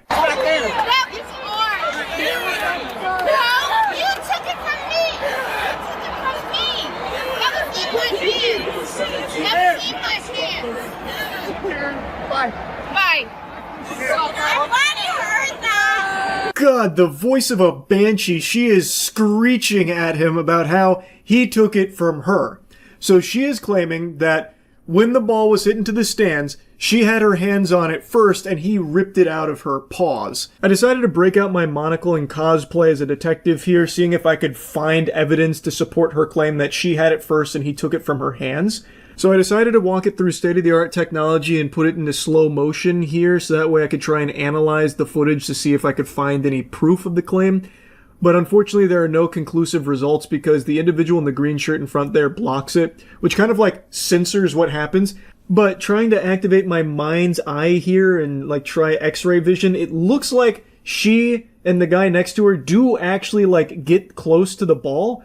But from where the guy in the red shirt gets it, it seems too far away for them to have reached it. So I think what happened is they might have like tried to get it and they might have like even, touched it, but it doesn't look like they ever actually grabbed it. It looks more like they were trying to recover a fumble in football and it got away from them. Plus, I don't see any like obvious ripping motion from the dad here. Like if he ripped it out of her hands, you would see him like have like resistance, like he'd have to like pull it away from something, but instead it looks more like he just grabs it and then walks away with it. If she was actually holding on to it and he tore it from her hands like she's claiming, there would have been like a struggle, like resistance there, which I just don't see in the clip. So I find her claims a bit dubious. It's hard to know for sure with 100% certainty, obviously, because you can't see it, but it just doesn't, like, what I can tell doesn't lead me to believe that she's right, that he took it away from them. To me, it seems like she believes the ball belonged to her because it did, like, hit their seats. You can actually see it hit the seats, like, closest to them in this other angle here, but it doesn't look like they ever actually got their hands on it. It doesn't look like she ever actually had the ball, like gripped it, or maybe even touched it. Like, I'm not even sure she ever even, like, actually touched the ball at any point. It looked like it rolled away from them after it hit the chairs. You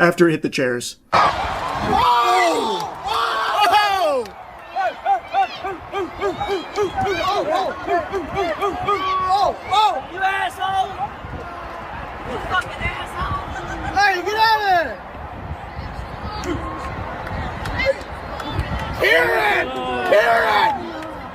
You see what I mean? I don't think she ever actually had the ball. I think there's a bunch of barnacles that she's trying to pull here, and then, like, attacking the guy to give the ball back to her. It's hers. It's her precious. And then he just decides to stop all this, hoopla.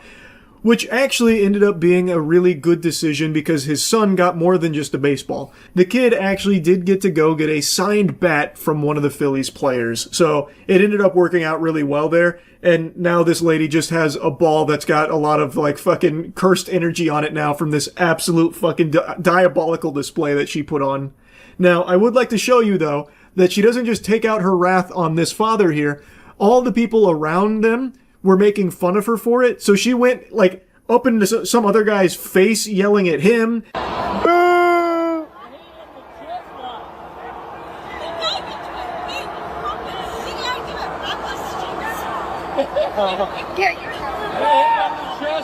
Yeah, you tell it! Woo! Oh, shit!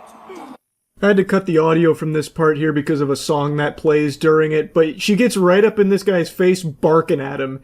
So I'm guessing he was saying something about, like, her behavior being embarrassing or something, so she did not take that lightly. The classes are up! Karen is ready!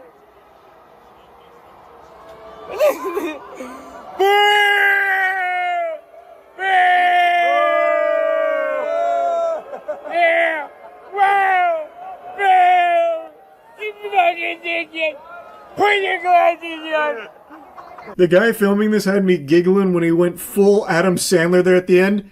Jeremy! Doing one of those.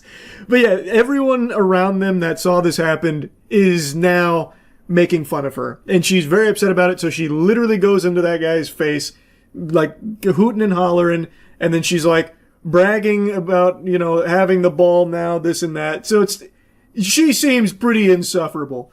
From everything I've seen, I don't think there's anything to support her side of the story that she had the ball and this guy ripped it from her hands. I see nothing to indicate that being the case. And it seems like even, Phillies and Marlins here, like the actual organizations, are on the father's side here that what happened was pretty uncalled for. Anyway, though, wanted to talk about this a bit because everyone is dunking on her right now. This is once again blown up to the same levels as, like, the Polish CEO. It's pretty crazy how often this is happening now. So yeah, I just wanted to talk about it a bit. That's it. So yeah. Let's do a little role-playing here, a little thespian exercise. You're going to play the judge, and I'm going to be presenting a case to you.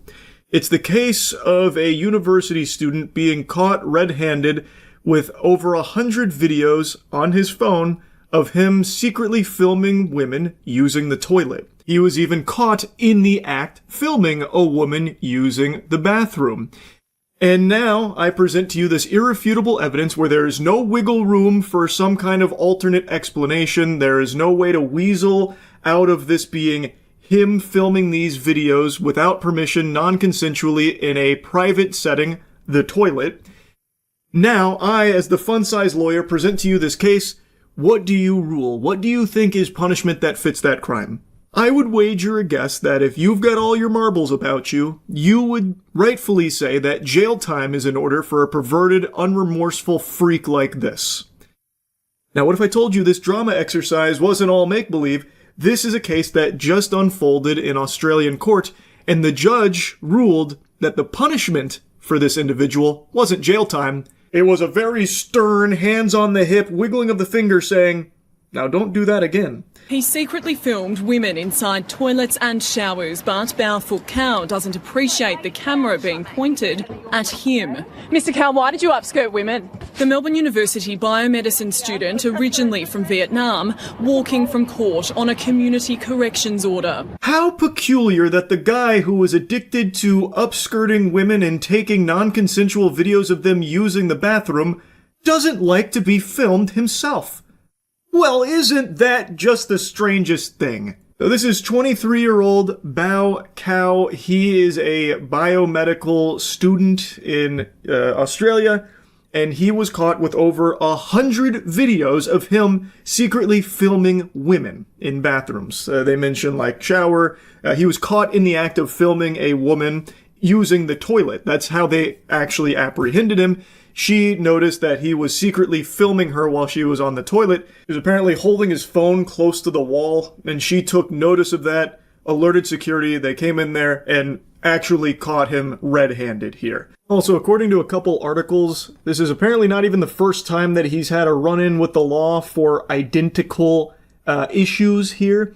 The offender had been sentenced twice before, receiving a community corrections order in July 2025 on the same matter, and May 2025 relating to an incident in October of 2024. Al is supposed to be in Melbourne studying to become a neurosurgeon. Instead, he's been exposed as a serial pervert. 3-year-old was living at Rooming Cos, a CBD student accommodation in the city. A fellow female student was showering when she noticed someone holding a mobile phone under her cubicle.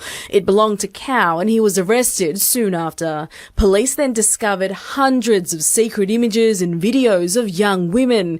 There could be up to 150 alleged victims. This is from a couple months ago with a previous run-in he had with authorities here. And, surprise, surprise, the strategy of doing nothing and hoping that the bad guy stops being a bad guy didn't exactly work. In this case, where again he was caught, even arrested, and even pled guilty, he still didn't receive a conviction. No punishment. He had to take like a sex offender course or something. He had to do like a tutorial on how not to be a sexual degenerate pervert scumbag loser fucking vile worm. Cow pleaded guilty. He was sentenced to a community corrections order and forced to undergo a sex offender treatment program. No conviction was recorded. It also means that if he does go on to become a doctor or a surgeon, his patients are not going to know what he's been up to and what he could potentially get up to. He should get kicked out by the campus. Not only should he be kicked out, that should have been like a day one, like snap of the fingers, like instant reaction to all of these crimes that he has literally pled guilty to, caught in the act multiple times. They should have instantly caught him, or kicked him out for the safety of the students, and then throw him in jail. These are serious offenses. And as that lady mentioned, if he goes on to become a doctor, which it seems like he is perfectly within his ability to do so, since there are no consequences for his crimes that he has committed, his patients would then be in danger too. Imagine him around an unconscious woman that he is supposed to be like operating on or something. It's a recipe for disaster. It's fucking terrifying. A few months ago, Cow was arrested again after filming a woman inside the public toilets here at the District Docklands shopping centre. He confessed and pleaded guilty. Again, no conviction was recorded. How many women have to be subjected to a perpetrator of this type of crime, and he literally gets away with it? How safe are the female students at that university right now? That's a great question. How safe are these women? How many women need to be subjected to this perpetrator who keeps getting away with it and is getting sent a very clear message from the justice system over there in Australia that he can just keep doing it to his heart's content till the cows come home? Why don't we ask the judge, Michelle, who is the one that was presiding over the case that was mentioned there about how he was caught filming in that toilet. That's the one that we've been watching prior to this older one. He is done and has been caught multiple times doing this exact same thing, and yet still not being punished. Mr. Cowan, do you still plan on becoming a doctor? Mr. Cowan, do you plan on apologising to your victims? Police found over 100 secretly recorded videos and images of innocent women on the 23-year-old's phone, taken inside public bathrooms at Docklands District Shopping Centre and at his student accommodation in the city. Yeah, he can still pursue being a doctor. He's not getting any actual punishment, no consequences, even though he is very clearly guilty of these crimes for which he is accused. They have overwhelming evidence, and it's not even a matter of if he did it. They know he did. They just don't care. I guess the judge that was presiding over the case just hit him with a yawn. So what? He had over 100 videos secretly recording women in bathrooms? Big whoop! I got the fucking courthouse shitter bugged right now! Sue me! What a despicable outcome to this case. To me, it reads like they don't take sexual crimes seriously. That's what it feels like. It's unbelievable that they know he did this. They just don't want to punish him. So now this disgusting freak gets away with it. Not even a slap on the wrist. Still gets to be a doctor down the line and doesn't go to jail or face any repercussions for it. He has a 12-month period where he can't reoffend. That's all. But despite his guilty pleas, the court let him off without a conviction. Explaining his actions, he told police he was in the female toilets because he wasn't sure about his gender. Are you still unsure of your gender? Now, in all the articles I've read relating to this case, I've only seen this claim from 7 News Australia. I'm not familiar with the organization, but according to them, when police were questioning Mr. Cow as to his reason for being in the women's restroom doing this, he panicked and spit out a bunch of horseradish that he's actually in there because he's unsure on his gender. However, according to a different news organization, what he said when confronted by authorities after being caught in the cubicle secretly filming that woman is that he was gay. He told the police that the reason he was in the women's restroom is because he was gay. Reaching into her cubicle, she ran and told security, and when he was confronted, Cal said he was gay. That's why he was using the female bathrooms. When police seized Bao Cal's phone, they found more than 100 different videos, but only one victim was identified. The rest remain unknown. It's not the first time Cow has been shown mercy by the courts. In May last year, he avoided conviction after he was caught upskirting a woman, and in July, he avoided conviction again for near identical offending. It actually is crazy how he continues to just get away with it with no punishments, because it's not like he and his legal team are going in there like he's got fucking Saul Goodman in his corner and they're in there outsmarting them in the legal system, giving like some kind of crazy legal smackdown proving his innocence. They literally march in there and just say, yep, he's guilty. This guy, he did it. Everything you've accused him of, he did do it. Okay, are we done here? Can we all go ahead and leave now? I'm getting kind of hungry, and he's got to go secretly film other women in other bathrooms. So, are we done here? No convictions, right? No convictions? All right, great. Really appreciate it. Big thumbs up. We're going to go ahead and leave now. He just continues to get away with it, even knowing that he is guilty. Everyone knows it. They just don't want to punish him. It's fucking crazy. Now, in the case of what he said to officers at the scene, 7 News Australia claims that he told them he was unsure of his gender, and then 9 News claims that he said he was gay. Either way, this clearly seems like a desperate, like, Hail Mary attempt to avoid going to jail, like, no, you guys have got it all twisted. I'm not in the women's bathroom because I'm a pervert. I'm here because I'm gay. And it's like, okay, that doesn't do anything. What you were doing is still highly illegal. You are caught filming women using the bathroom, and you were caught with over 100 other videos of secretly filming these women, non-consensually. It's a sexual crime. It doesn't matter if he's unsure of his gender or if he's gay or anything like that. Which, by the way, is something he didn't say in his previous run-ins with the authorities for similar crimes that he has been guilty of. So it really seems like it's just something he pulled out of his ass desperately when confronted by the police after getting caught red-handed again. Now, from what I can see from court, this never got brought up. So to me, it seems like his defense found it to be a pretty weak position to try and argue, because him secretly filming videos of women using the toilet, upskirting, about to use the shower in a fucking intimate setting like the bathroom where he's non-consensually filming them is still illegal in every single possible context. So like I said, I haven't been able to find any information on if that was ever even brought up in court or not. It doesn't seem like it was. It sounds like he must have been like really trying to avoid getting arrested again, so then he tried saying like, I'm unsure about my gender, thus I had to be in the women's restroom filming these women non-consensually, collecting data here on my phone with these videos. Like, it sounds like that was something he just tried with the police that were about to arrest him, and not something that they actually tried as like a legal strategy, though I don't know, because not all of the information on this case is public. All we have is the judge's final verdict, where she cites things not related to that, but instead that he's young and also might be lonely. That was her reasoning for no punishment for a serial pervert who has committed numerous crimes. The court today heard one of his traumatised victims remains anxious and, unsurprisingly, hypervigilant, the incident impacting her ability to use public restrooms. In her sentencing, the magistrate said Mr Cow has no family here and considers him to be isolated in the community. She also said the 23-year-old's youth needed to be taken into account. Bro, this judge can suck a fart out of my butthole. What are you talking about? What does that have to do with this case at all? He's 23 years old. Do you think he doesn't know the difference between consensual filming and non-consensual filming? This is a sexual crime. He is using the women's restroom for the sole purpose of filming them use the bathroom, and apparently upskirting women. And apparently, according to some of the articles, was secretly filming women who were about to use the shower. Like, this is not a matter of like, he didn't know any better. How could he have possibly known? He's alone in our community.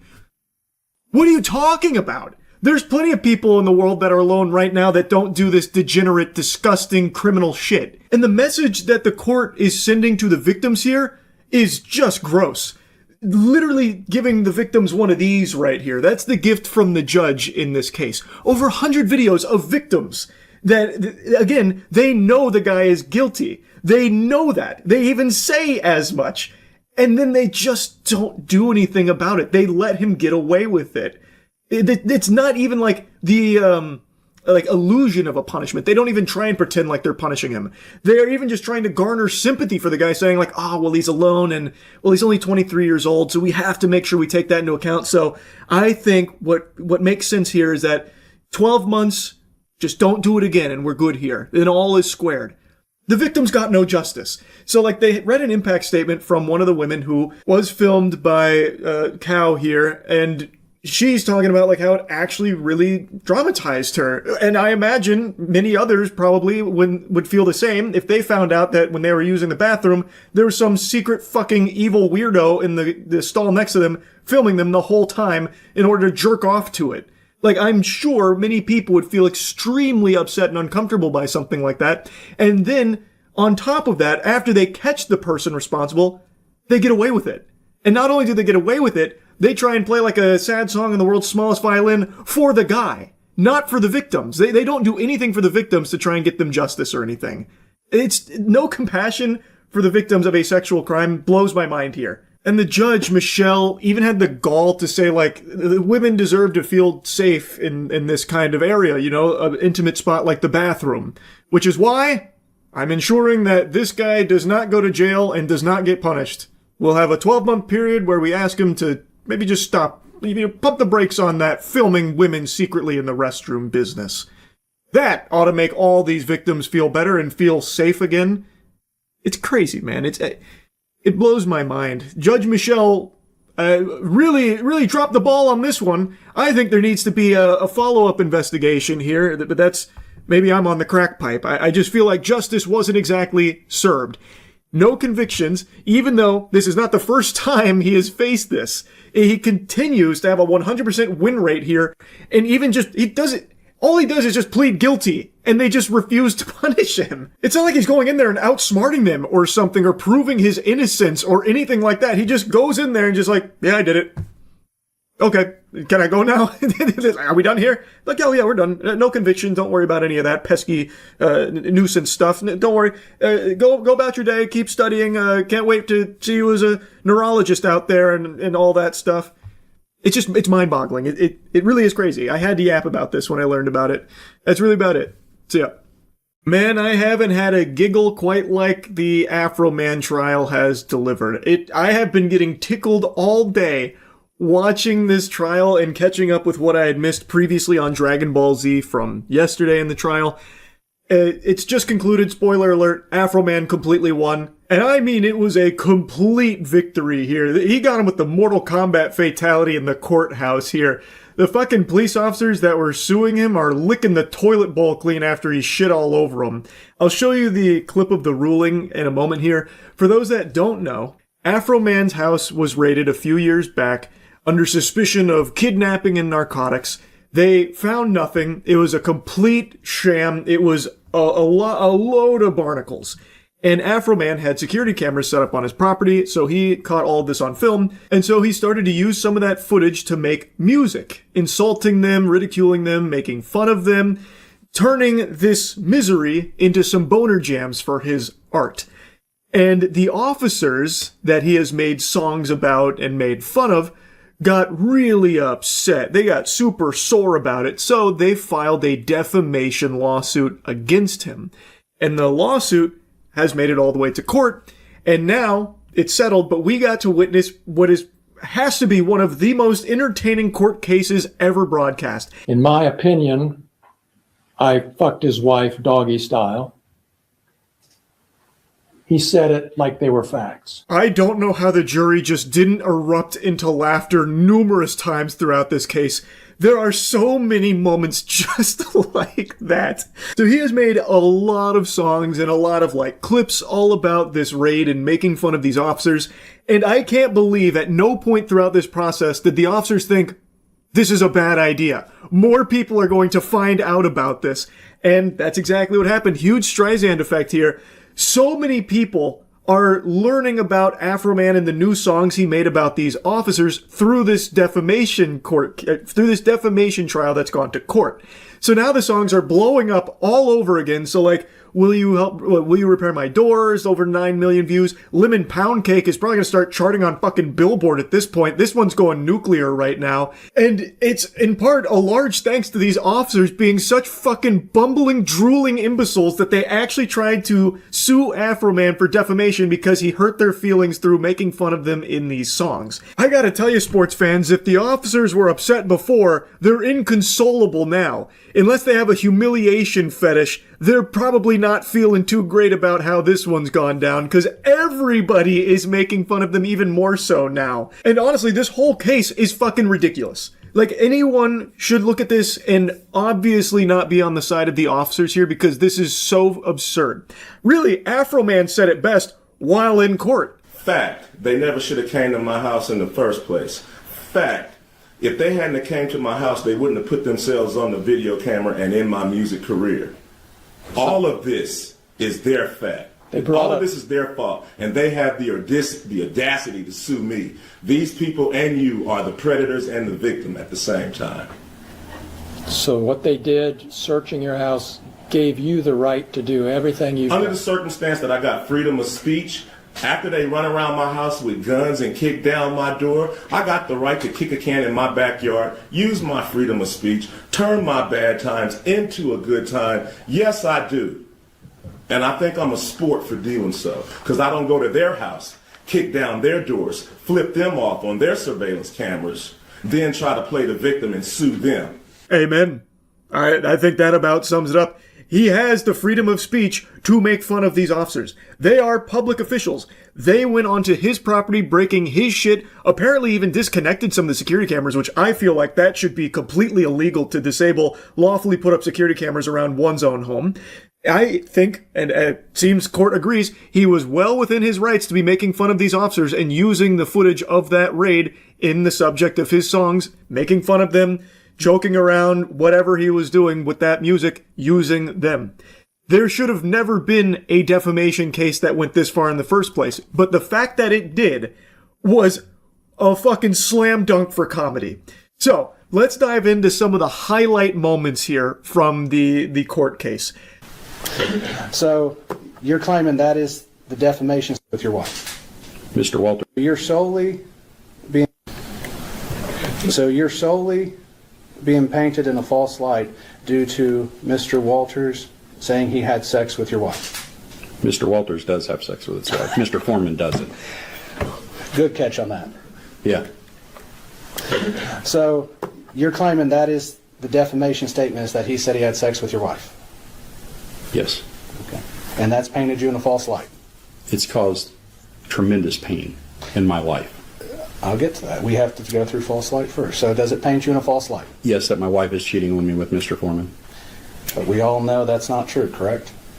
I don't know.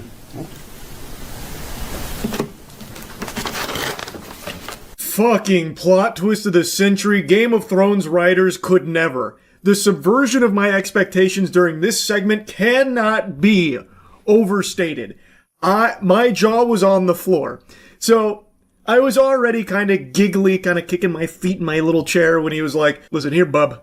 Mr. Walters does have sex with his wife. Mr. Foreman doesn't. Mr. Walters, me, does have sex with his wife. Raw, if you needed to know. What you think of that, tough guy? Yeah. And then, when he's like, so, yeah, sorry about that, misspoke. So, the defamation is, Mr. Foreman doesn't have sex with your wife, and we all know that's untrue. And he's like, I don't know. The lawyer was stunned. Like, the lawyer just went radio silent, I think actually blue screened when Randy Walters, this is Randy Walters, by the way, I forgot to mention his name, star of Afro Man's hit song, Randy Walters is a son of a bitch. So he's now on the stand, and he had a crazy mic drop moment when the lawyer's like, and we all know the claim is untrue about him having sex with your wife, and Randy's like, I don't know. So it seems like he actually thinks Afro Man might have fucked his wife or something.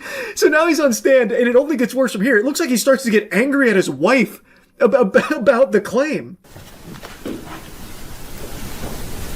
Wait, you don't know if your wife's cheating on you or not? You want to go there? No, I just want to ask that question because you said we don't know. I've been with that woman since middle school. I know. I would hope she wouldn't. But you know what? Once somebody puts it out there for their fun and entertainment, it's out there. And it's a problem. So it's something we cannot verify the truth of?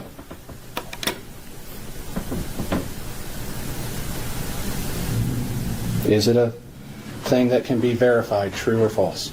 Ask your client. He thought he was playing chess, but he was actually just playing with his own butthole. I don't know what strategy Randy Walters was cooking up there in the noodle, but this is stunning stuff right now. He was giving him like a layup. He's like, all right, so the claim is untrue, right? And he's like, I don't know. I would hope my wife isn't cheating on me. We've been together for fucking years, but now that he's made a song about having sex with my wife, well, maybe he is. And maybe she's cheating on me. And maybe I hate her for it. We'd have to ask Afro Man about that. Because now it's put out there and now it's giving me a lot to think about. Like, it looks like he starts to stew, like steam there about it. I really don't know what happened there. But oh my goodness gracious. When I tell you I was laughing, I was belly laughing when this guy started saying that. And you could hear the lawyer kind of switch on to like okay, this is weird, but I'll play along mode, where he's like, okay, so you're saying we can't verify whether or not this is like a true or false claim? It's not verifiable info? Because if he's going to try and say that this is defamatory and then turn around and say that he doesn't know if it's true or not, how the fuck can you say it's defamatory? Like, it's an outrageous tactic. I don't know what else to call it from Randy Walters here. It was mind-boggling. She raided my house. She disconnected my camera. Then she went down on my spouse. I just don't know what I'm gonna do. Y'all keep on laughing. She gonna eat your wife's pussy. Man, come on. Lisa, look at Lisa. Pussy like Lisa. As you can probably gather from the song here, this is an officer involved in the raid. Her name is Lisa. According to Afroman, she even disconnected one of his surveillance cameras. I bet she's really regretting not bringing a fucking EMP device there to blow them all out, so that way, the songs never got made. But here she is taking the stand in court, and boy howdy. So they're playing the Lick 'em Low Lisa song, which is one of Afroman's tracks dedicated to her. He made songs for like every single officer in the raid. So they're playing her song, her ballad, and she starts crying during it. And they play the whole song as she is like, tearing up. I don't think they're legitimate tears. I think these are crocodile tears designed to try and garner sympathy from the jury, like, oh, look at the toll this has taken on her. So I think that's a little bit of acting there. And trust me, I know acting when I see it. I don't like to usually bring this up all that often, but I actually starred in the Hunger Games Mockingjay Part 1 as District 8 hospital helper. Not a big deal. I don't really think about it that much anymore. Point is, I know when someone is playing a character. And right now she's playing the sobbing, traumatized officer who is being unjustly made fun of in a song. A very silly track. Like, it's ridiculous.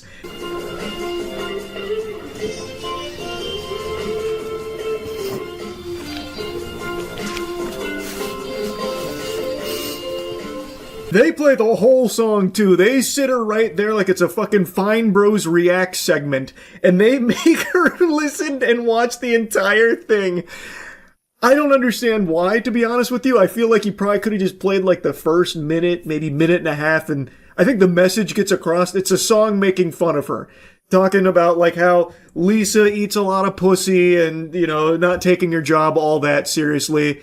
I feel like you probably don't need to play out the whole song, but the fact that they did is comedic gold.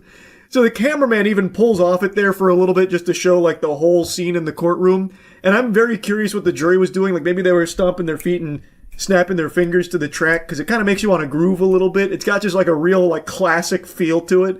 And then it pans to Afroman.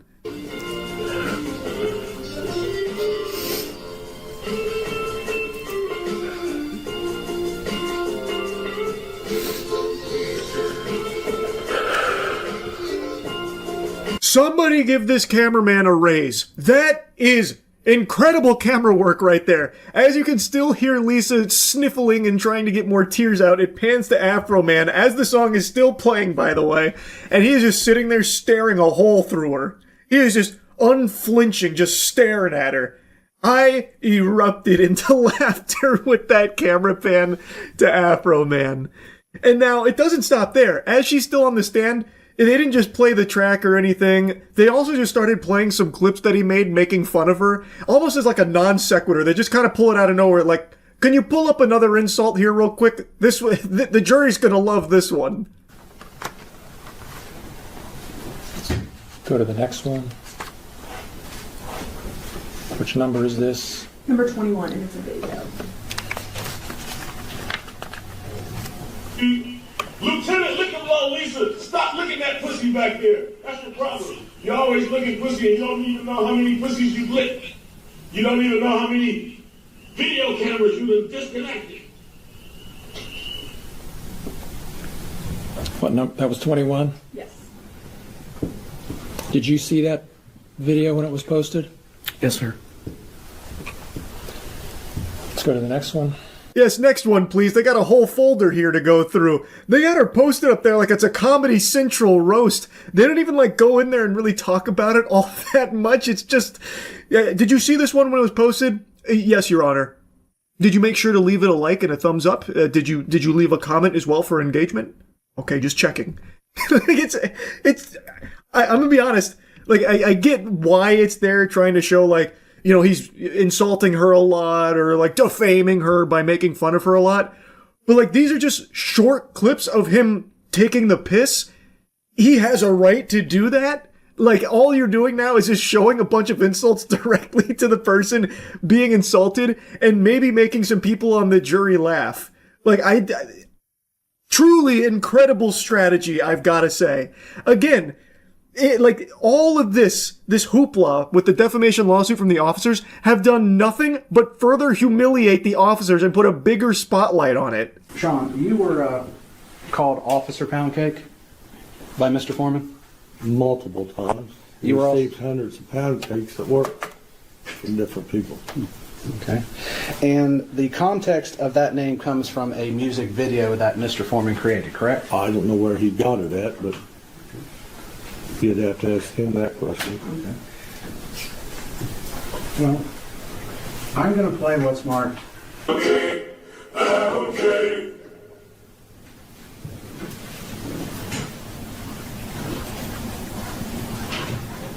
Stop it there.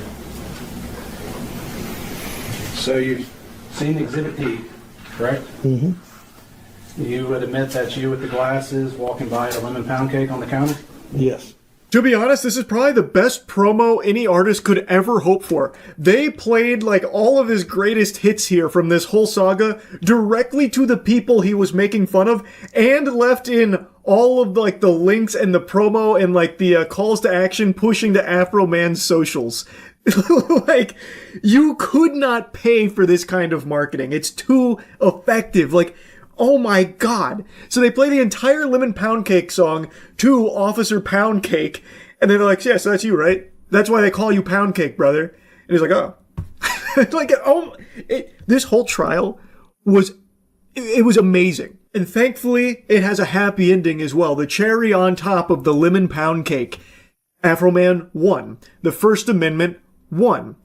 In all circumstances, the jury finds in favor of the defendant. No plaintiff verdict prevailed. So the matter will be concluded with defense verdicts. Thank you, Mr. Klingler. Thank you, Mr. Osborne. Thank you to the court staff and the Sheriff's Department for security in the building. And we'll go ahead and stand in adjournment. You love to see that right there. So they were looking for a lot of money from this case, from what I can see online. Doesn't seem like they'll be getting a single penny. Nothing at all here except for further humiliation. What an incredible defamation case. Fucking Goof Troop here really came after him. Didn't work out. Those officers were really upset about the songs, and now they got a lot more to be upset about, I think.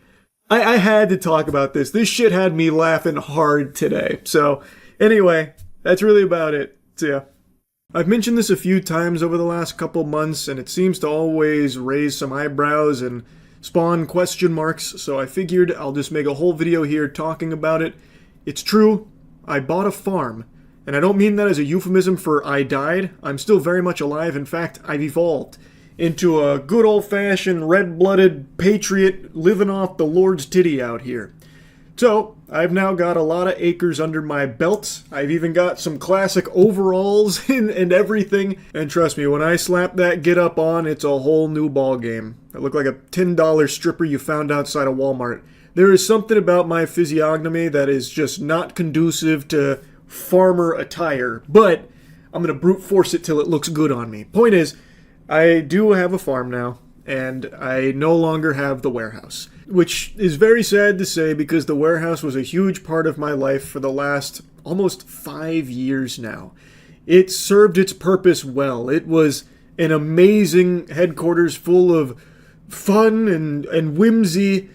Fucking 5 years ago almost, we got that bad boy, and man, did we turn that into a special place. That was heaven on earth. All started with this video here riding around our motorized gaming chairs. We even debuted the Moby Huge Mobile there, the apotheosis of engineering. We even had our own fucking wrestling league, a wrestling ring in there, putting on our own productions. It was amazing. I don't know how many total videos were filmed at the warehouse, but it has to be like 500 if I had to spitball a guess. And they're all bangers, turbo bangers even. And we did, of course, give the warehouse a swan song. We did a little something special as a group on the other channel for a little murder mystery. Feel free to check that out. I think it was a lot of fun, and it was a nice little bon voyage to the warehouse. You might be wondering, well, Charles, if you love it so much, why didn't you marry it? Why don't you have the warehouse any longer? And it's because there's a lot of things that I want to do now that I just couldn't at the warehouse anymore. Namely, building things on it. There are certain things you cannot do when it comes to a warehouse space without getting into the nitty-gritty. No need to dive into the weeds. And there's just a lot that I want to be able to have the freedom to do. So the question naturally becomes, what's the goal of the farm? And I have a lot of ideas for the land, some of which we're already actively working on, and I'll be able to show you pretty soon. That won't be today, but soon. And some of those ideas do, of course, include like actual farming activities, growing crops, shit like that. Have a nice array of like orange trees and all kinds of things there. And that does include having animals on the land as well. Not like for the sake of food production or anything like that. I'm not trying to create like some kind of self-sufficient sovereign nation, not like some kind of cult facility or anything. I'm not trying to make like fucking Rapture out of BioShock. I'm talking about housing some good old-fashioned barnyard animals.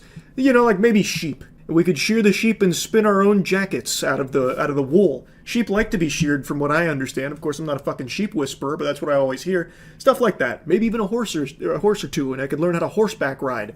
Probably really hurt myself. Hopefully it doesn't end up kicking me in the chest and killing me instantly. But like stuff like that, it could be fun. But it's not just like general farming activities. That's not the entire goal of the land. I really want the property to serve as like the one-stop shop for all of the content that we do, where typically we have to spread out across Florida to access some of it, like gun ranges. There are gun ranges in Tampa, sure, but they are very strict on what you're allowed to shoot there. So the gun ranges that you've seen in the videos I've posted with like the wild weapons that we've used, we've had to drive like 45 minutes to an hour out of Tampa to very specific locations in order to do that. I would love to not have to do that and instead have a gun range on my property where we can use whatever weapons we want in our own privacy. And that is something that we are actively working on the land right now.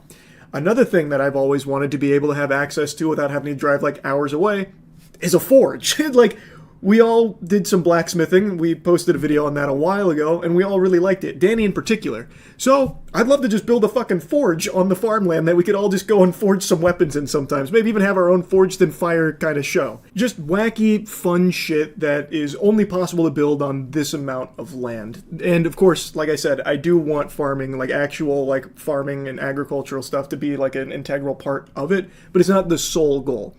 And one thing that we've already got, which I'll be able to show you pretty soon that we've already finished, is I've been gaming a lot, as all of you know. Moist Critical Gaming Official, best fucking gaming channel on YouTube, go subscribe. I've been gaming a lot, and one of the things that I did day one on the land is build out the barn into gaming pods for me and my friends to do a lot of gaming content in. So I plan on going full chub into gaming even harder. And it's not just that, it is more than just gaming in the barn. It is also built out for our esports watch parties, which will be a lot of fun there. It is also built out for Skill Check, our nerdy paradise where it's mainly card games and D&D. So Magic the Gathering, One Piece, all of that is also there on a different floor. It's just extremely nice to be able to build out these kind of things on this kind of land. And like I said, we are going to be getting animals. In fact, we have a few on the way. I'll introduce you to them when they get there. And that's probably when I'll do like a tour of the farm, which I haven't really done yet. I filmed a few videos on the farm already, like with the Nile Red collab, that was on the farm. The car bubbles, that was also on a piece of the land. Like, we've been actively filming there, and I aim to do significantly more there. Even more there than we ever did at the warehouse. Because, hopefully, we'll be able to do pretty much anything imaginable on the land. Yeah, that's kind of the gist of it. That's kind of the nutshell summary of everything here. I'm gonna miss the warehouse, but I'm very excited for the farm arc here. So yeah, that's really about it. See ya.